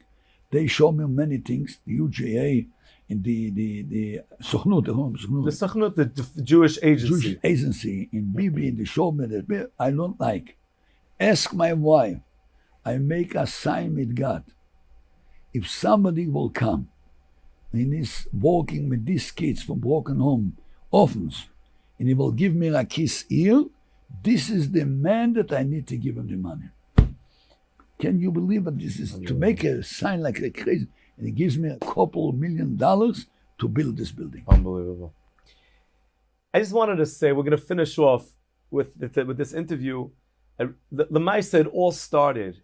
If we go back in the beginning, it all started from the Rav for Avas Yisrael wanted to go and save Klal Yisrael. That's how it all started. That's where it began, with a Rav, with a person, a Yid who wants to give and save Klal Yisrael. And that led to a lifetime of the most amazing stories. Because me say every day, you say in the davening, Baruch Elokeinu shebra'anu lichvodo. I thank you, God, that you created me for your honor. I say every time in my speeches, in my drosha, I say a story. There was a father in America, and he has a son in America and 2 sons in Israel. One is rich, lives in Caesarea, and one is a poor, lives in Migdal Emek. And he married off his son from America.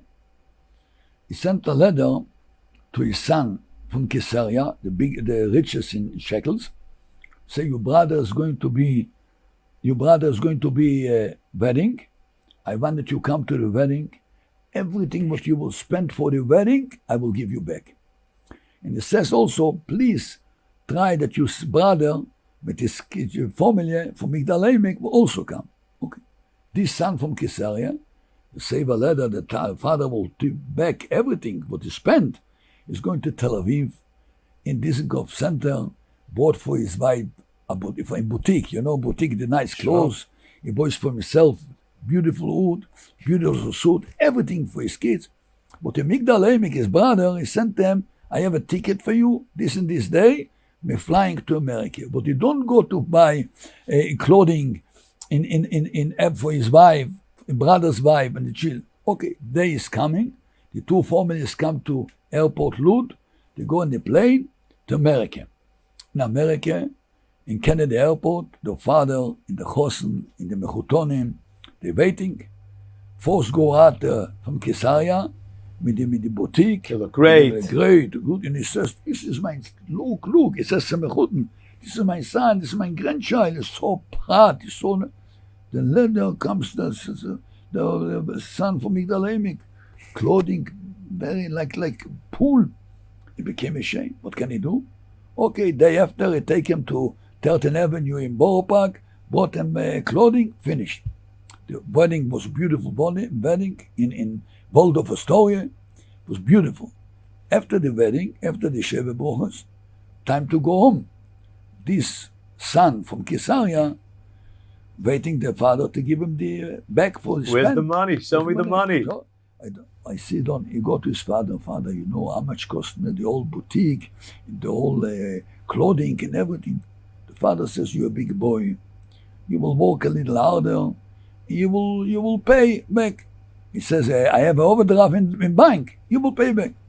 Father, but you promise me that everything what I will spend, you will give me back. I promise you. I have the letter. Okay, show me the letter. Let's take the letter. So let's read together. Everything what you will spend for mine honor, I will give you back. He says to his son, if you will think of mine honor, you will try that your brother and his wife and the children also have beautiful clothing. What you spend is for your honor. I never promise you that I will give you for your honor. What is the moshel? If you try only for yourself, that you learning and davening and keep up Torah mitzvahs, but if you do this only and you don't try that your brother also to have little shayches and to give him love, God says this is not for man honor. You do this for you honor. And every day we say Baruch Elokeinu shebrahanu yukrev lichvoidoi. And if you think lichvoidoi, you need to take care of your brother's kids. And then, I grew up in a home in Bativarshe. My father was the Goyen, Rabbi Yisrael Grossman. 10 kids in 70 meters. In the 50s, arrived in Israel, the Yemenis. My father go to Rosh Ayin, it go in the Yemenis, they live this time in tents. Yeah. Winter, very bad. He goes from tent to tent, he says, if you have a problem for your kids, I have a place. And he brought to my home. In my home, 5 kids. Yemenis. I used to sleep in one bed with 2 Yemenis. I show you, you see them. Sure. This is my lesson. 70 meters, 10 kids. He has patience to go, and my mother and father, to take another 5 kids in the Yemenis. Why? This is Avas Israel. Because you don't live for yourself. You live for HaKadosh Baruch Hu. Thank you very much, Rav Grossman. You're an inspiration for all of us, for ganz Klal Yisrael. Sein die Geule Schleime. There's a Shebekor of Mamesh. Amen. And all Machles and all Magepes will go down. And we can dance together. The Kabbalah Pnei Mashiach Tzidkeinu. Amen. Amen.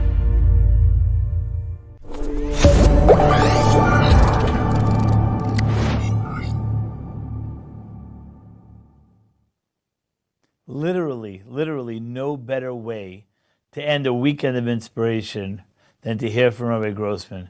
Just what a spectacular human being. And again, we're looking forward to the book Living Legend that's set to hit the bookstores very shortly. Thank you again, Nachman Seltzer, for a superb interview. Thank you for doing that for us. Ladies and gentlemen, we're closing out the convention weekend, believe it or not. Again, it's usually around this time where we're piling up to-go containers with lunch from the convention. And I want to thank a bunch of people here.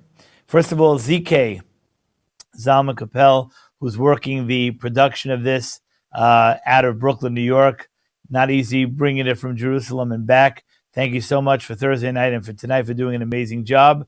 I want to thank the Jerusalem Media Group here in Yerushalayim for hosting us here in their studios and doing an amazing job in the wee hours of the morning as we approach 6 a.m. As we approach 6 a.m., 11 p.m. there in New York. So thank you again, Jerusalem Media Group. I want to thank Torah Anytime for being a real partner in this entire project, to Mayor Yosef Ruben for being on top of every ounce of this program from beginning to end. Thank you all for doing an amazing job. Chayla Kaufman and the JCN. And of course, I missed Chesky Kaftal, a board member of ours who was instrumental in making this project happen as well. And last but not least, my colleague and buddy behind the scenes here, Yaakov Ginniger, who's sitting in his own home with ZK, pulling this all off Thursday night, every piece of the, and tonight, and every piece of the program. Thank you, Yaakov Ginniger, for a splendid job. Ladies and gentlemen, as we close out this convention weekend, a final message. And as I say goodbye to you at 6 a.m. in Yerushalayim at 11 p.m., we close with final words from the family director of Project Inspire, Rabbi Chaim Samson.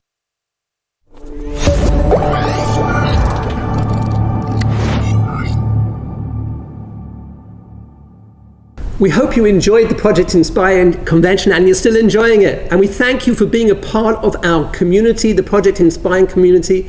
Our community we describe as being a learning, growing, and perhaps most importantly, sharing community. And we're thrilled that you're part of it. Now, the great rabbinic authority, Maimonides, the Rambam, explained a beautiful reason why Avram shared our heritage with the people that he met. And he says, why did he do it? Because he was called Avram Ohavi, Abraham my beloved. Because he loved Hashem, he loved God. He wanted to share God and Torah with everyone. And he explains that that's a principle. When you love something, you want to share it with others. You don't want to keep it to yourself. If you have a tremendous recipe and you're a great cook, you got to share this with people. Because if you love it, you want to share it. If you know a beautiful piece of music, you want to share it. A great niggun, share it with others. Your parents come to town, everybody should meet them. Wow, your parents came. So the Rambam says, yes, share our heritage with our fellow Jew, because if you love it, you should share it. But more than that, imagine a person had the cure for cancer and he didn't share it, kept it to himself.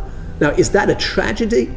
We have to appreciate that the Torah has everything in it, all the blessings, hafach ba hafach ba tekula ba, everything is in the Torah. Dig in it, it's all in there. All the blessings, everything comes from a relationship and the beauty of a connection to God through the Torah. So let's share it with our fellow Jews. You know, we're now in the times between Tu B'Shvat and Purim. And on Tu B'Shvat I looked out the window and I said to myself, oh, it looks gloomy, it looks dark. So why are we celebrating this beautiful holiday of Tu B'Shvat? And the answer is, because the sap is rising. There's an internal change that's going on now, even though it looks gloomy and dark. But in 2 months, we're guaranteed there's going to be flowers in bloom, or beginning to bloom, budding. Yeah. Spring will be in the air, guaranteed. The internal change necessitates there's going to be blessing coming in our way in a couple of months. So what's that internal? If we too make an internal change, If we make the internal change, even though it looks gloomy outside, and what are you going to do with the COVID? But if we make that internal change as well, and Hashem is helping us get there, then I'm telling you, guaranteed, we'll have that blessing will be coming in a couple of months. Why in a couple of months? Because the holy Chassam Sofer, who was the great authority, the leader of the European Jewry in the early 1800s, he was quoted around Rosh Hashanah all the time as saying, you know what, a prediction that the year Tafshin Pei, which we just passed, was a bad year. It's going to be a bad year. And he said this. But Tafshin Pei Aleph is going to be great. Why? Because he says the letters Tafshin Pei Aleph corresponds to the verse in the Torah, Me Ashpos, Yarin Evion, Hashem is going to raise up the poor from the dung heap. And that's us. That in Tafshin Pei Aleph, the year that we're in, there's going to be incredible, wonderful things, Yeshuas, that Hashem is going to do for the Jewish people. He's going to redeem us. And I ask myself, where is it? Where is that redemption? So I'm telling you, my friends, Purim, Pesach are the times of Geula, of redemption. Yeah? If we make that internal change now, if we appreciate that we have an infinite being that loves us with an infinite love, if we love the Torah that he gave us and we cling to it and we learn it and we cherish it and we grow with it, and more than that, if we share it with the Jewish people, we understand we're one. If we do that, I guarantee you that blessing will come in these times, to the times of redemption of Purim and Pesach. Let us all rejoice in the Torah that we have. Let us love the Almighty. Let us enjoy His Torah and let us share it with our brothers and sisters. And please God, that blessing will come very, very soon. I thank you so much for being part of the Project Inspire Convention and the Project Inspire community. All the best. Thank you.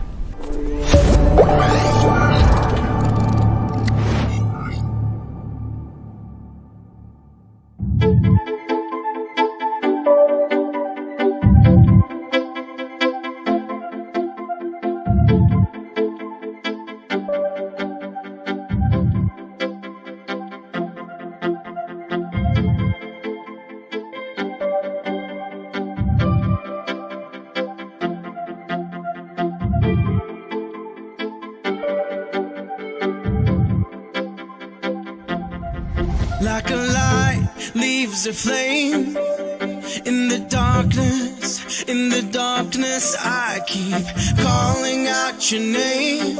I know you're here. Under 500 billion stars I'm searching, you are searching, like we're light years apart, but you're so near.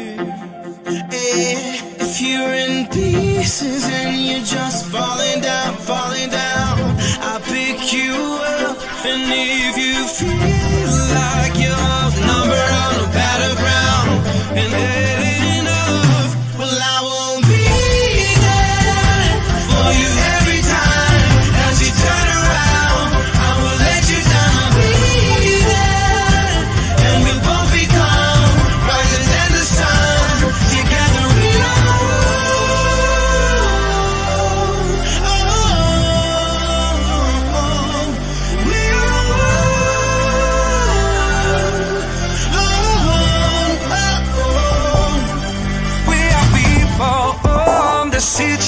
I see them around us, they surround us, but we have to believe that together we're strong, we are so strong. Peace when they keep falling down, we'll pick them up. Don't you feel like you're outnumbered on the battleground? Had enough, well I will be there for you every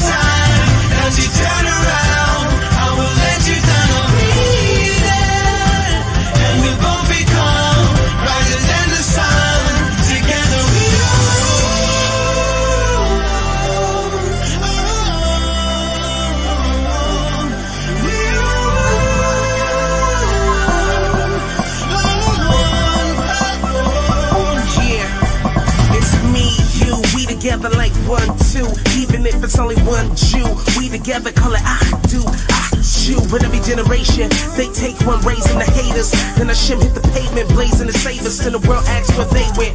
Patience are faithless. The Torah gave the whole world a facelift. If hatred is baseless, we take it, erase it, and exchange it for that master goal. We don't forget wherever we may go. There is only one place we know, and it's called Zero. We go. We won.